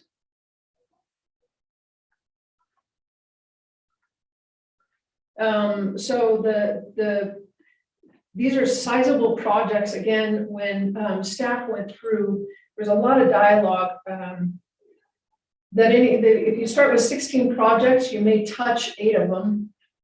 4 of them aren't going to be done at all. But none of them, unless you can really focus time, effort, and energy from a staffing perspective and a contract perspective, to really make a sizable difference. So again, focusing on that first filing, housing for all, the community conversation part of these dollars is going to be, as council knows, identified for the 2022 conversation, that as we move through the community, having the focus groups, and we will be hiring a consultant in order to help us do that and kind of redefine what the future looks like for us for the housing for all, as well as everybody's most important topic from this evening anyway, for the last 2 conversations, and that's equity bus service.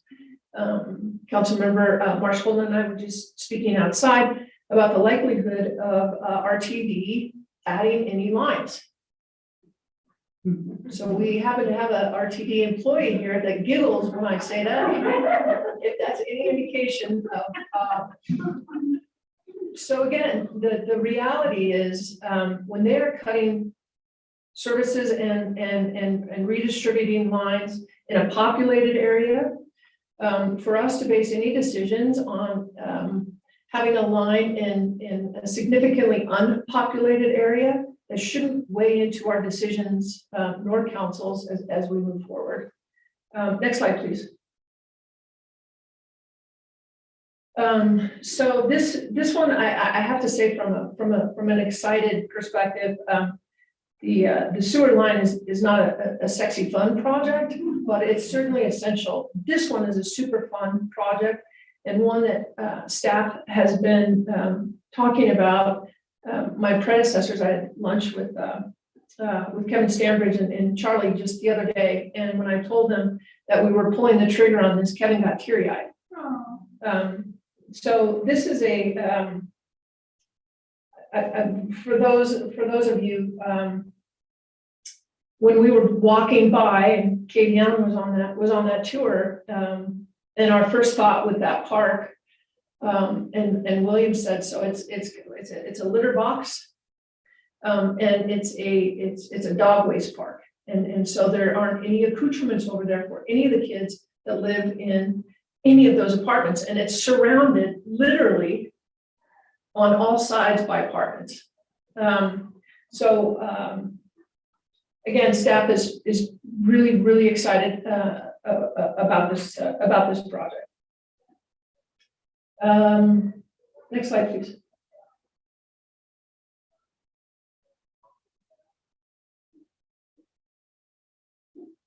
So the developer is pretty excited out there. So let's see. That makes, so there you go. I get it. So this is another one. that is significant. We haven't had the funds, nor the focus, to really focus on the floodplain improvements and the sidewalks. Again, if you've ever walked that area over there, there's no way that a wheelchair, barely even a stroller, quite frankly, and certainly not two people, could fit on those sidewalks. So between the stormwater, and the sewer and that sidewalk project, you really have to do both. You can't pick one or the other. It doesn't make any sense to do one or the other. So we're combining those two. Next slide, please.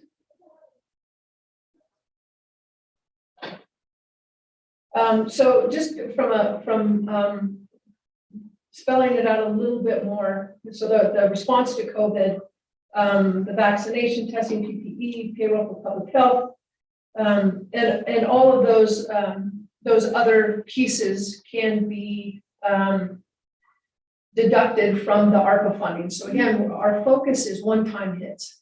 We are not recommending to council that we do any projects that have any type of sustainable or maintenance that's attached.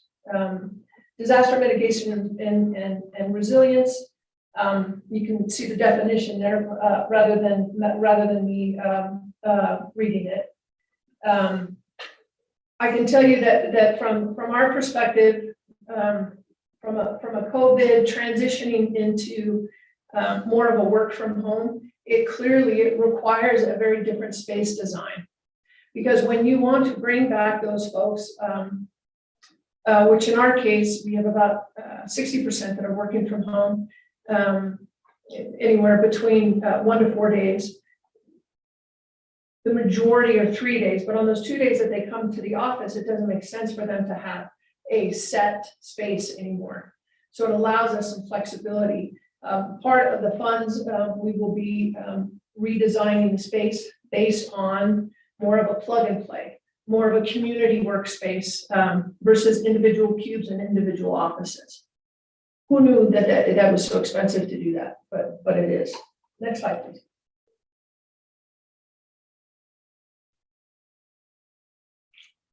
And I know we keep saying this first bullet, but it's true.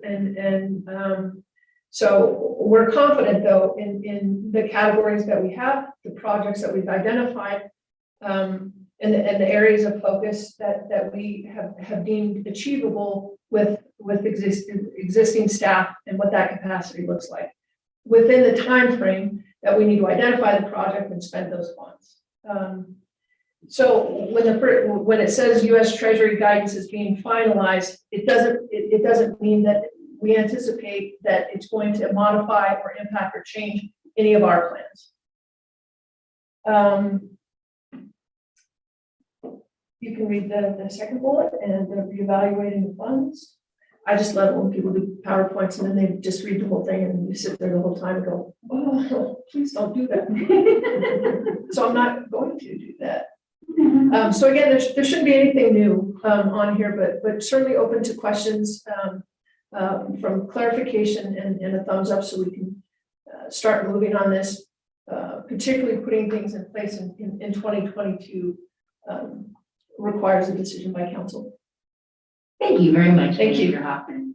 We'll move right into council member questions. Councilmember Lindsay. Thank you, Mayor. Yeah, just real quickly, a thumbs up, of course, from Ward 2 and the very diverse populations in first filing and original Broomfield.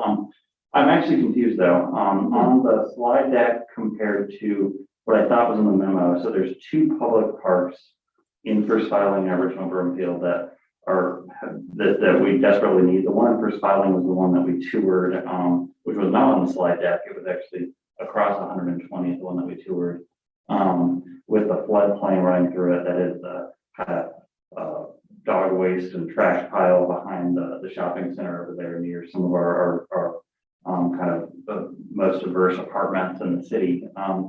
Is that what you're talking about, or is the one on the slide which is across from 120th in the original Broomfield PUD, which is the last piece of land meant for public open lands in that whole area, where there aren't parks at all, and we're adding about 1,500 apartment units in the next I don't know, 2 years to that area, who will have one pocket park. So there's two very important parks in this part of town. And you have one on the slide deck, but I thought we were referencing the one in first filing based on the memo. So I'm just confused. Are you talking about both or one or what are we? I'm referencing the fun one, the one that's surrounded by all the apartments. Although we do know that They're both surrounded by apartments, will be surrounded by apartments. aged apartments. Katie, help me.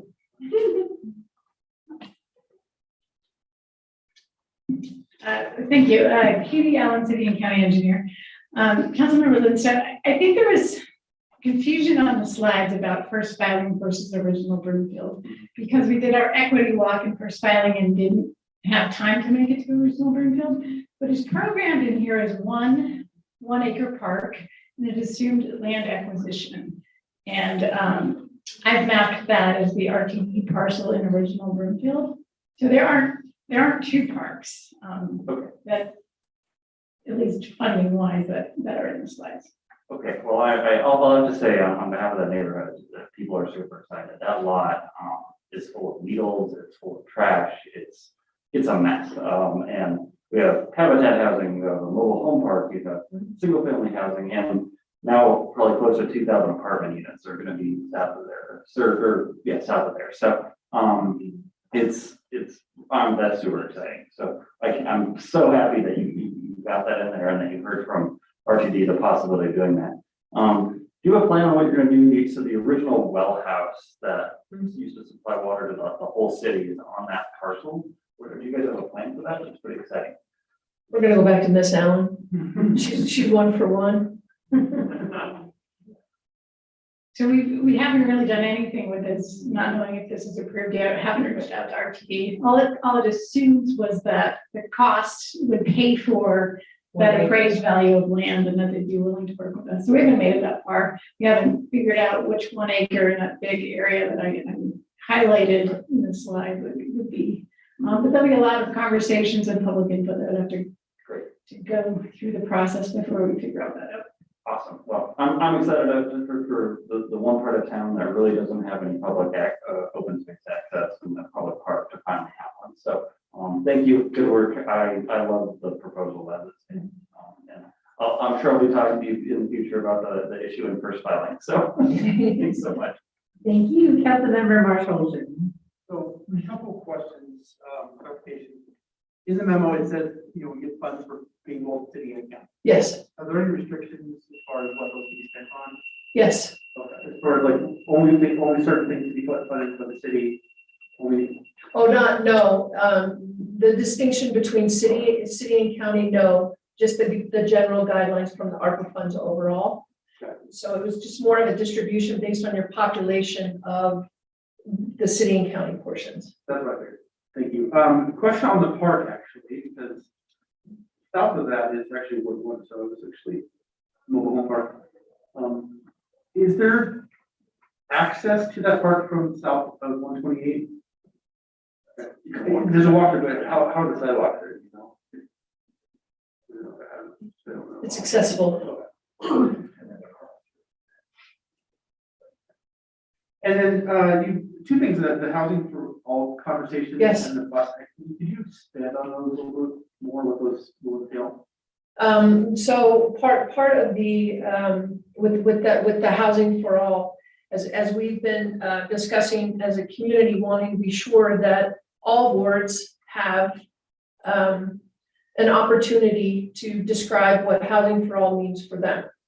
So again, rather than council determining or rather than staff determining what the equitable solution is, particularly now with the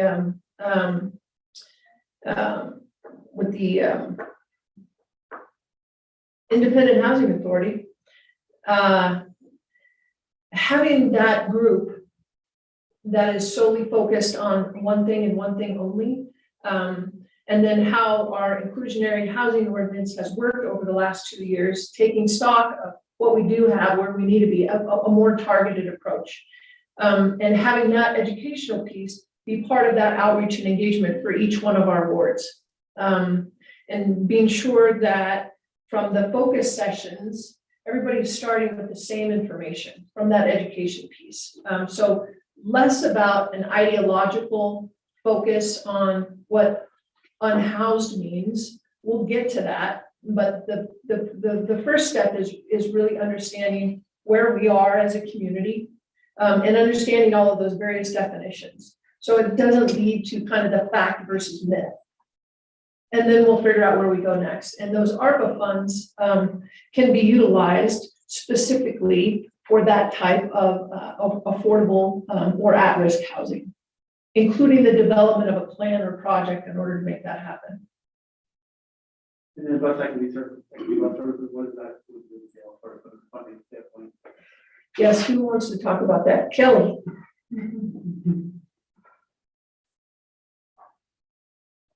Yeah, so actually this particular project that we're proposing here is actually more aligned with like a mobile bus service. They provide certain like equity type services, and it has the ability to have like multiple uses. So some of the things were like the ability to provide outreach to neighborhoods and schools for different types of activities. This is a Parks and Rec suggested project, and they're not here right now, so I'm just kind of filling in. But other things that could potentially be done were things like even vaccinations. We've had mobile clinics and things like that. So we're seeing it as like a multiple use type of mobile service that can be provided for a number of different things, like different rec activities that can go to the particular, like that first filing area, things like that. So it'd just be basically a mobile service that could be provided. And this is the estimate that they provided. It can be tailored down or up a little bit, but the best, most comprehensive vehicle that we have that can provide the maximum amount of services was this particular. Thanks, Kelly. Appreciate that. And just expand on that a little bit. So it was really taking our services to the community. So it's not a bus service as in we'll come and pick you up and transport you. So it's not a transportation. The library's been talking about it since the library was Abby was the library director. So again, from a COVID perspective, from a census collection perspective, it found a lot more meaning over the last 2 years rather than just a mobile bookmobile. So again, particularly in first and second filing, having kind of the one-stop shop to where we could get the kids' school pictures taken, we could get the vaccinations just across the board, and kind of starting dispelling those myths. So the more they see us in the community, the more likely they are to then come to the bricks and mortar. Okay, thank you. The only other question I have is, and everything that is proposed in here is something that is great. I like it all. Obviously, there's only a certain amount of money we have. But one thing I'm wondering is, how many residents do we have that are struggling with rent, with heating bills, with foreclosure, with small business failings, that kind of thing? And are there any funds available that we could use to help those individuals? So we have and Jeff Romine can talk a little bit about this, but we have 3 pots of money. We had the emergency assistance that we then tailored out of HHS. Council was very generous. We didn't have to enhance those funds because they were not expended. So essentially those were for rent assistance, car payment, those kind of the bridging the gap. And so we called it the Bridging the Gap program. We modified it during COVID because the program essentially is we help them with wraparound services so they can be sustainable. We need to be conscientious of spending money and then the individuals being in the same spot that they were in before. So we have that fund. Jeff can talk a little bit about the business fund that we have. And then the additional funding that council has approved is the Code Blue for the vouchers for the cold weather. Mayor Pro Tem, council members, as City Manager Hoffman is pointing out, there's a number of different things. And the one thing I would just, kind of enlarge on is it's not just this $20 million. There was other funds that were brought forward through CDBG as an example. So there's CDBG COVID. Other money that was brought into human services. And then the city is, as you may know, the city council provided probably close to $1 million in the end through state money and our own public money, or our own general fund money to support businesses. And so don't think of this $20 million necessarily as needing to provide all of those other emergency services, as the manager pointed out. We use those funds to do that. So this is really much more, as Manager Hoffman has pointed out, as one-time capital kind of money to strengthen the underlying infrastructure of the community as opposed to providing those ongoing operational expenses that we did through the other funding. Does that make sense? Yes, thank you. Thank you, Mayor, that's all. All right. Brief clarification. Councilmember Lim. Yes, on the broadband, the fiber optic connection for the pump and lift stations. So that's a significant amount of funding. I presume that's something that we would not have otherwise done, or is it something we did? Do we have a clarification on that? Is Kimberly here? There she is.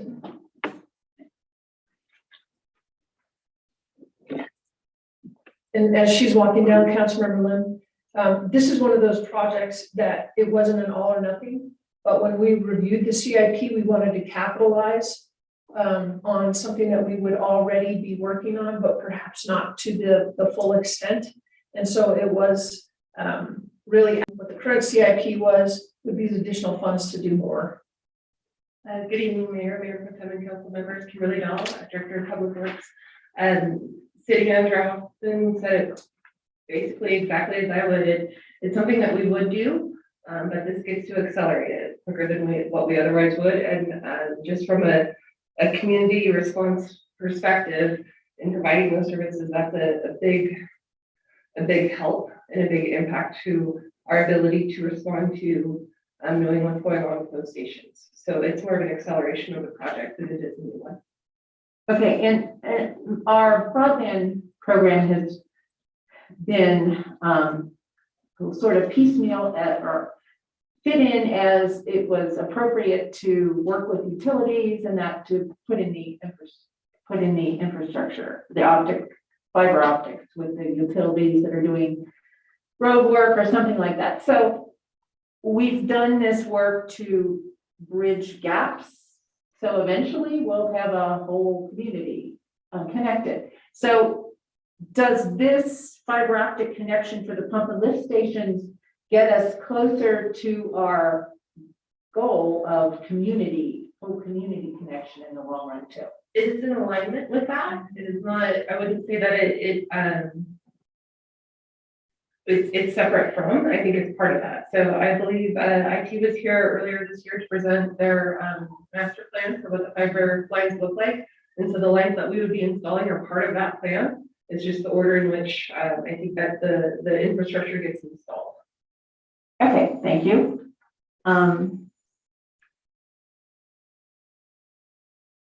So the park plan is the funding is for just the acquisition of the land, and then we anticipate that we'll have funding to go forward with the grading and design and amenities after that. Is that regular funding? Is that the case?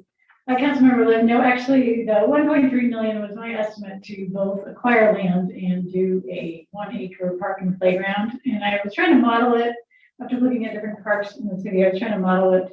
That size is like the park at the Children's Hospital in Arista for context. Okay. Okay, thanks. The community outreach bus, can we think about EV? Heck yeah, we can. Okay, we're gonna get something new. And the COVID response funds, they look optimistic to me. I'd like to be optimistic, but you know, do we think that that's sufficient funding for our needs? or going forward, or should we think a little broader that things may last longer than we hope they would? Councilor Lim, both. Is it optimistic? It's cautiously optimistic. Yet we go through the weekend and hear yet another new variant. Yeah, I mean, that's within the back of my mind. Sure, yeah, and ours as well. So again, the way that we're approaching it is, if something, if it's longer than we expected, then we would adapt just as we would from a general fund perspective.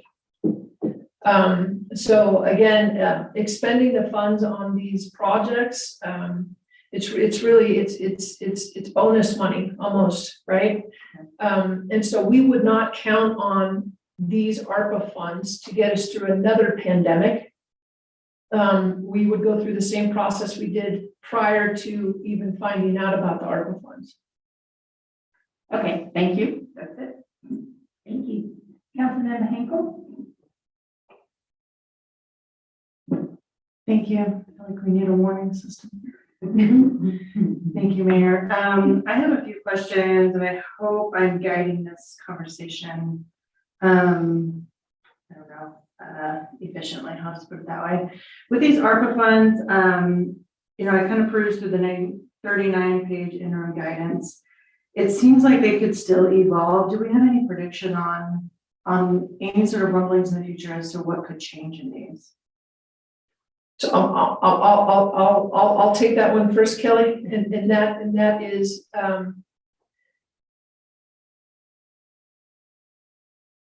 the simple answer, Heidi, or Councilor Hinkle, is, it wouldn't change the categories, nor do we anticipate that it changes the intent. So when, like that bullet that says, you know, the Treasury is continuing to adapt and adjust, right, and update. That doesn't mean that they're going to go back and say, well, we're going to either expand it in a different area or kind of change those requirements. And so again, for those communities that are having 16 different categories and then a bunch of different subsections, those plans are more likely to be impacted, and I don't mean negatively, but impacted by any kind of change in the Treasury. The reason that we did the categories is because we're confident about those categories.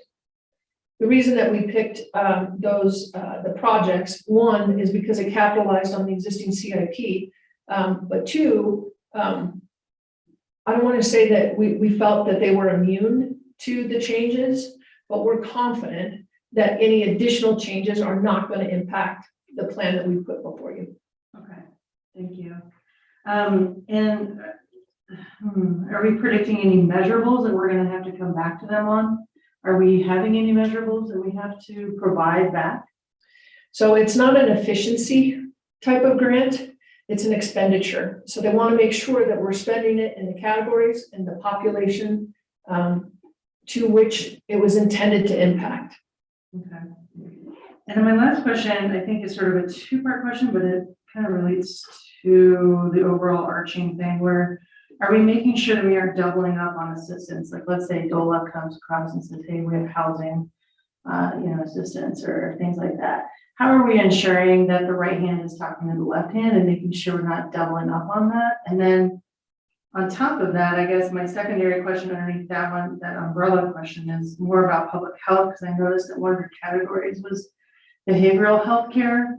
Are we providing support for that otherwise outside of that ARPA funding? Is that why we didn't have that on there? Because I just think that's behavioral health care.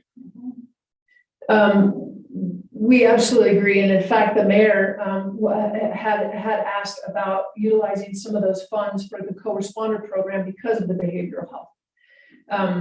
So there are a lot of federal dollars that are out there. So to your first question, ensuring that the right hand does know what the left hand is doing. That's also a benefit of being the city and county. So when you're talking about counties and cities that are not in parallel or in alignment with each other, the likelihood of that happening is much higher than it is here. So the right hand and the left hand is the CFO, the auditor, and our contracts administration. So again, from a grant perspective, if there's something available, you'll see the addition of the behavioral health, the matching funds. We went round and round as a team about whether we should even pursue those matching funds. And the first piece really from a behavioral health and the conversation that I had earlier with the mayor, it's not just getting those funds, right? You have to be sure that you have a structure. Again, there's a lot of money out there. There's a lot of money out there for behavioral health. There's a lot of money out there for housing. Getting those funds is the first part. But making sure that you have a foundation or a structure in order to utilize those funds most appropriately, to report on them. And part of it is behavioral health is struggling because a lot of funds are coming into behavioral health, and there's not enough behavioral health professionals to do to cover that gap and that need. So again, throwing money at something doesn't make it better, and it doesn't make it go away. So it's creating that stability that the funds can then be utilized appropriately. So for example, our co-responder program, mental health partners and community reach, if they are struggling to staff, us having a bunch of other dollars that then we're utilizing matching funds, it's not sufficient. And it's not a good expenditure of the money. So none of these conversations are without a whole lot of us in the room as I look out here with these ARPA dollars.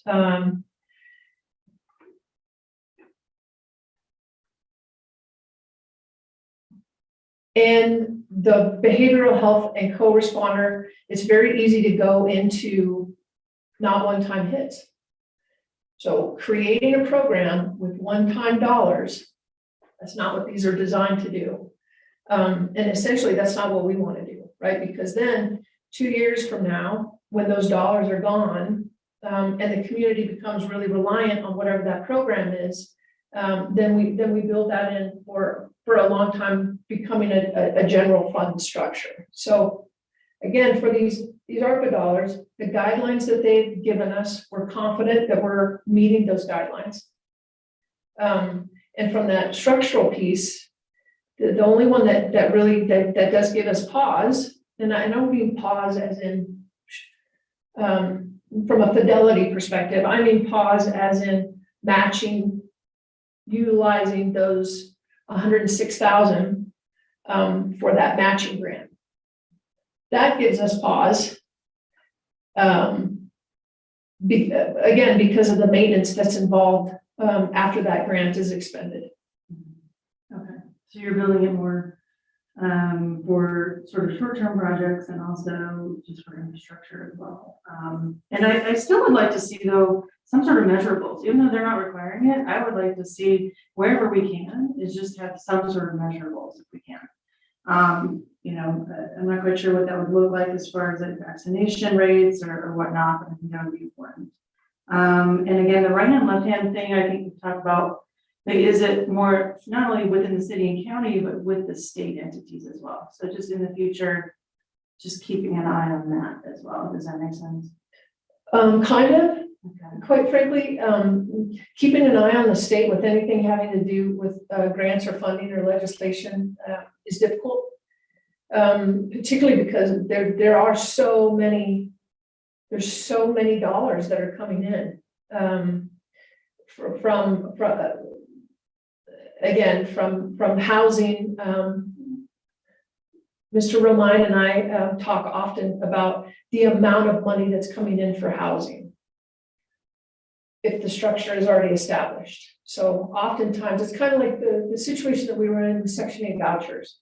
We were in that gray area, right? Where the NOFA, notice of funding availability, comes out and it says you can get more Section 8 vouchers if you've been administering a program for a year.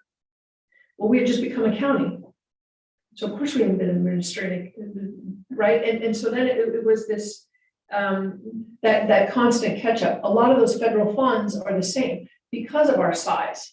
Our population is 75,000, right? And so the foundation, even when there's a lot of money floating out there, loading it up, from a capacity perspective, we first have to look at the fidelity of the reporting. And if we can't meet the fidelity of the reporting, and I think that's kind of, where the state, because the money looks so enticing and it looks good and it sounds good and let's go get it.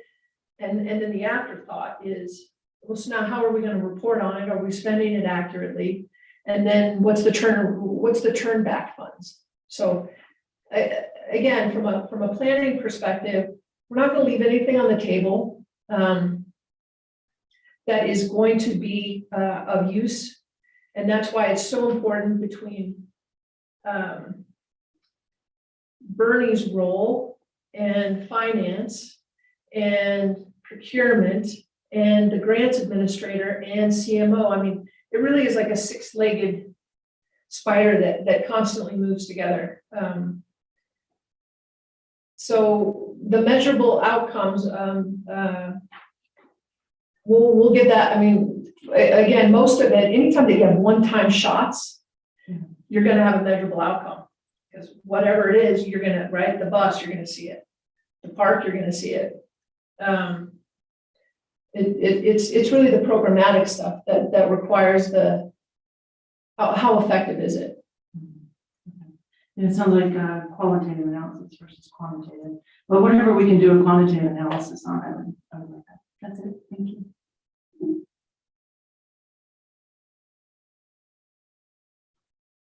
All right, Jen, sorry, I got a little distracted. Councilmember Anderson. I was just gonna go. So, okay, so I just want to start with, I have just a general overall question. I support this recommendation. I just want to start with that, but and we're going through with this so closely, I just want to clarify that we have until 2024 to spend the funds or allocate them or to so staff could, if something came up, we saw a greater need for PPE or something, staff could still make a recommendation to shift funding, correct? From the categories that you have proposed here, if you saw a need. This isn't set in stone, like if you saw a need to shift funding. I think from the PPE perspective, so with some of those categories you could, I think where it would become difficult is from category to category. So if you look at the items within the category, shifting the priorities, yeah, I don't. Not that important. I was just thinking like, I don't know if this was like set in stone, but it's like, this is. Well, the bigger capital projects certainly will be, right? And so 2024 sounds like a really long time. It isn't. That's how long it'll take to do the procurement and all of those other, it's a good 24 to 27 months for those larger projects. Okay, and that's fine. I was just curious. Okay, and then I just want to make a comment on, as Councilor Lindstedt brought up, I appreciate that there's the parks are incredibly important for kids to play at. I appreciate, the money going towards a park for this community that doesn't have one. But the concerns that Councilor Lindstedt brought up about the needles and other issues, it's like, I want to make sure that we're putting this money into this park that's intended for the kids, that there's some sort of oversight, enforcement, something that we're watching this and making sure that this park truly becomes for the kids and is that a safe place. And just want to add that comment, and then also on the EV bus, I'm glad Councilor Lynn brought that up. I definitely support that. So thank you for bringing this forward. Thank you. Councilmember Shao. Thank you, Mayor. So when I look at this, I really do appreciate all the staff's work on this. For me, it ticks a lot of boxes. We look at broadband, we look at pavement management, infrastructure for sewers and water, safe routes to schools. It really seems like this really serves community wide, and that there's a lot of diverse projects, and there's a lot of spending across the entire city and county. The one piece that I don't think anybody's going to be shocked that I mentioned is, one of the hardest hit industries, the first to close, the last to open, still many of them are not open, is cultural and creative industries. This is one that, just this morning I heard a report about the Nutcracker season. So right now, many dance companies are performing the Nutcracker, which is their, this is the anticipation of their, success or not so much success in terms of their seasons. And, many of them did not perform the Nutcracker this last year, which hit many of their bottom lines. And so many of them are anticipating that this will be a strong turnout in terms of audiences, but also many of them are struggling with how to actually do this in a safe and healthy way for their performers as well as for the audience members as well. So I think that this is, for me, this is one in which it's not necessarily called out in this ARPA funding, and I really do wish that the cultural and creative industries would be reflected in this. But as I kind of look through this at a deeper level, there are some places where that may be reflected behind the scenes. And one of those ways is which the shoring up of the budget in 2020 and 2021, 2023, that we're able to continue to move forward without cutting services. We haven't, cut services, won't be cutting services. So I think that, behind the scenes, we're making investments with the artery or whatever the name will be. So we're making investments in there. But I think that is one area in which, I would like to see that kind of better definition of what are the behind the scenes, in this, and how are we supporting those most impacted. We had a little bit of a conversation about restaurants and, the programs that were in place to help them throughout the pandemic. So there's some behind the scenes, I guess, that needs to come forward. And then I am interested in these, other federal dollars, state dollars, these grant programs that could be supporting council priorities in terms of behavioral health. That one was on here. But what are some of those other opportunities that we could capitalize on to, that are really priorities for the community as well as for the council? And I think to that point, Councilmember Schaaf, a lot of the focus is on nonprofits. A lot of those dollars, so it's really less about governmental entities and really tying to not having matching dollars, particularly for the nonprofits. So I see our role into helping facilitate.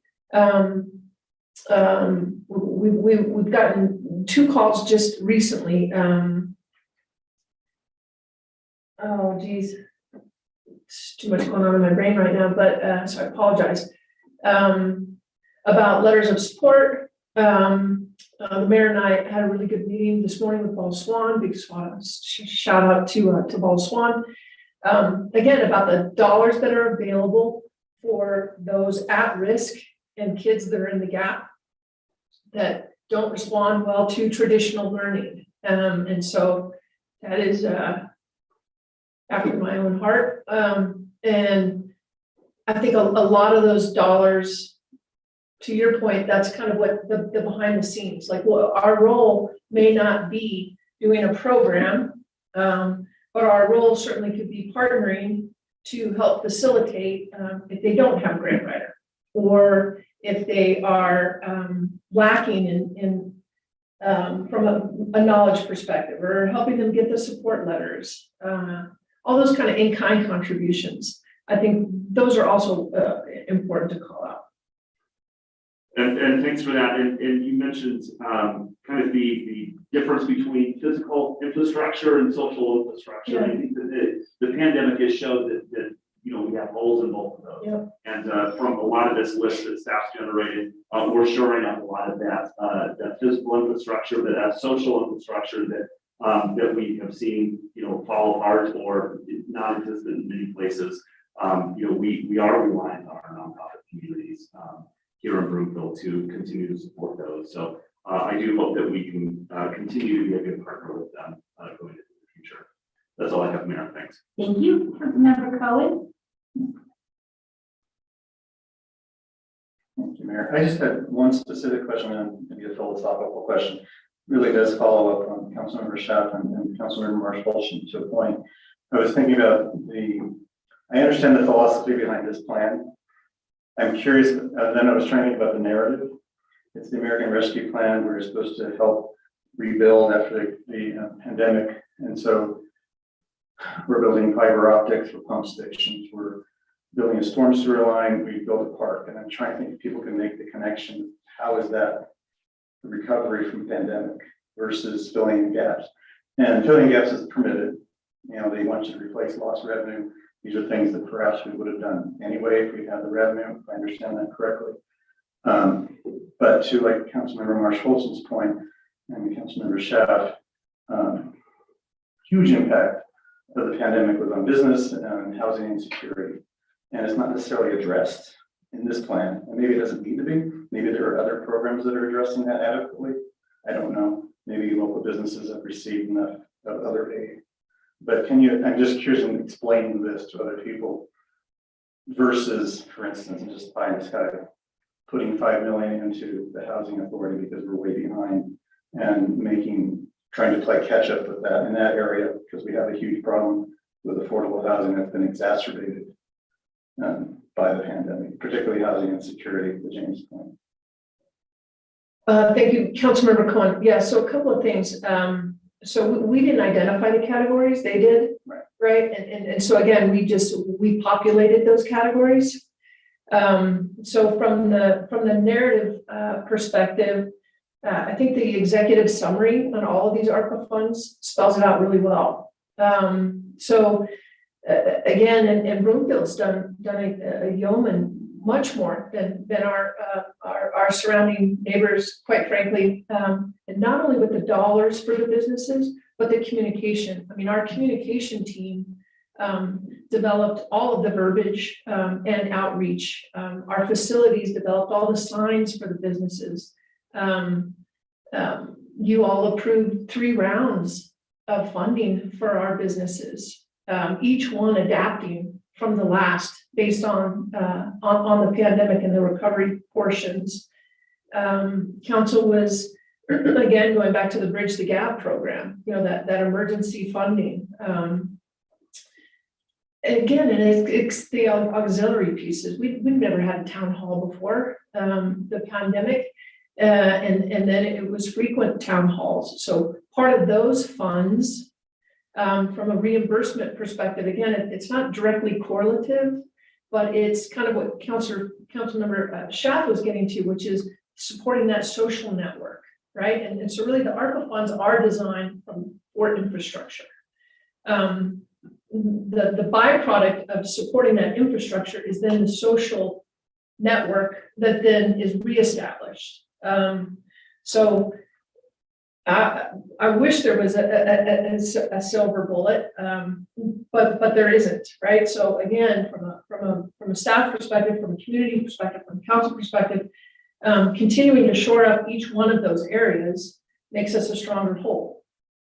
And the ARPA funds aren't and won't and shouldn't be designed to kind of be an end-all be-all savior piece, right? So we'll continue with the businesses.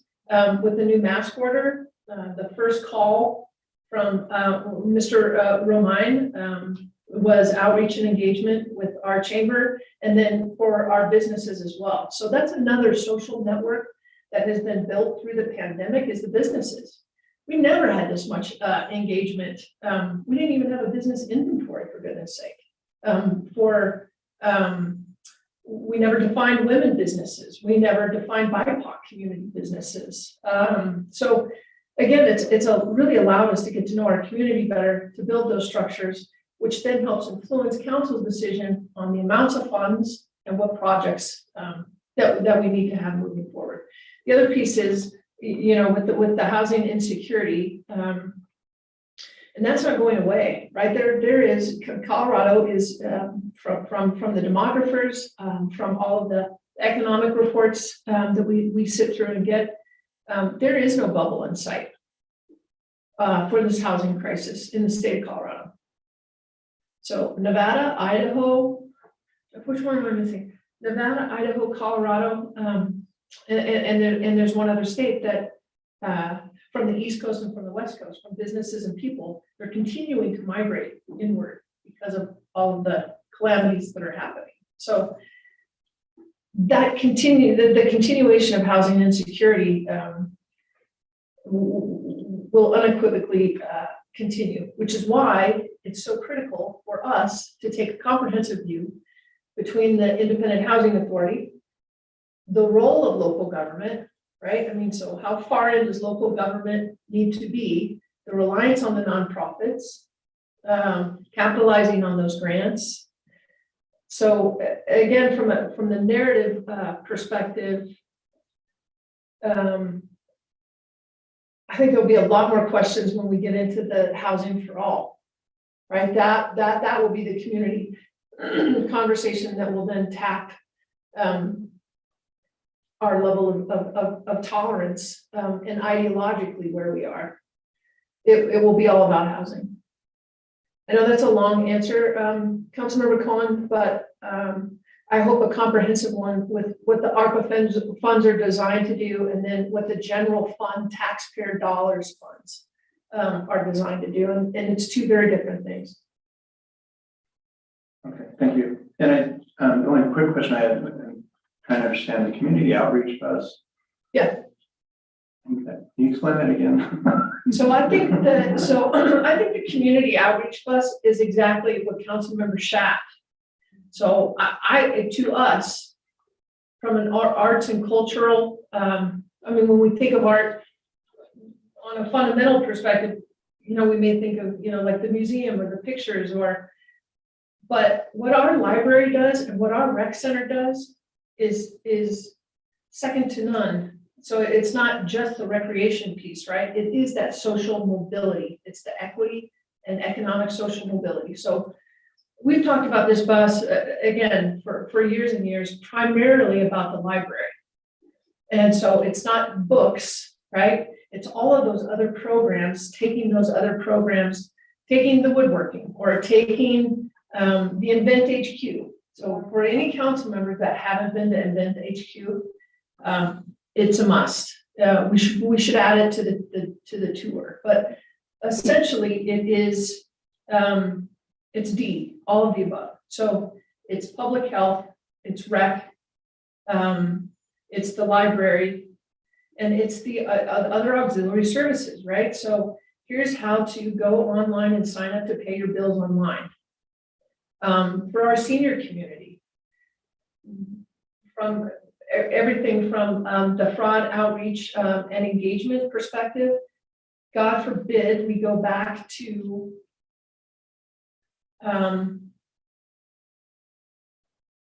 I don't even want to say it, so I'm not going to, but if something dramatic happens, right, that bus is what allows us to connect from our heart in CCOB out to our community, regardless of your status.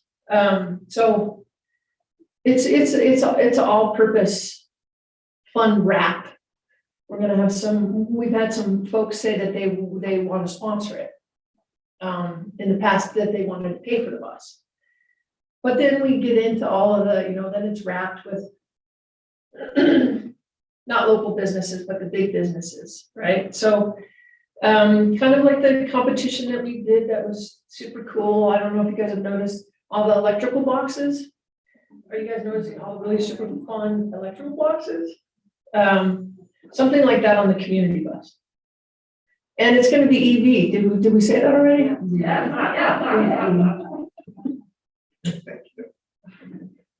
Is that all, council members? Any other council member questions or comments?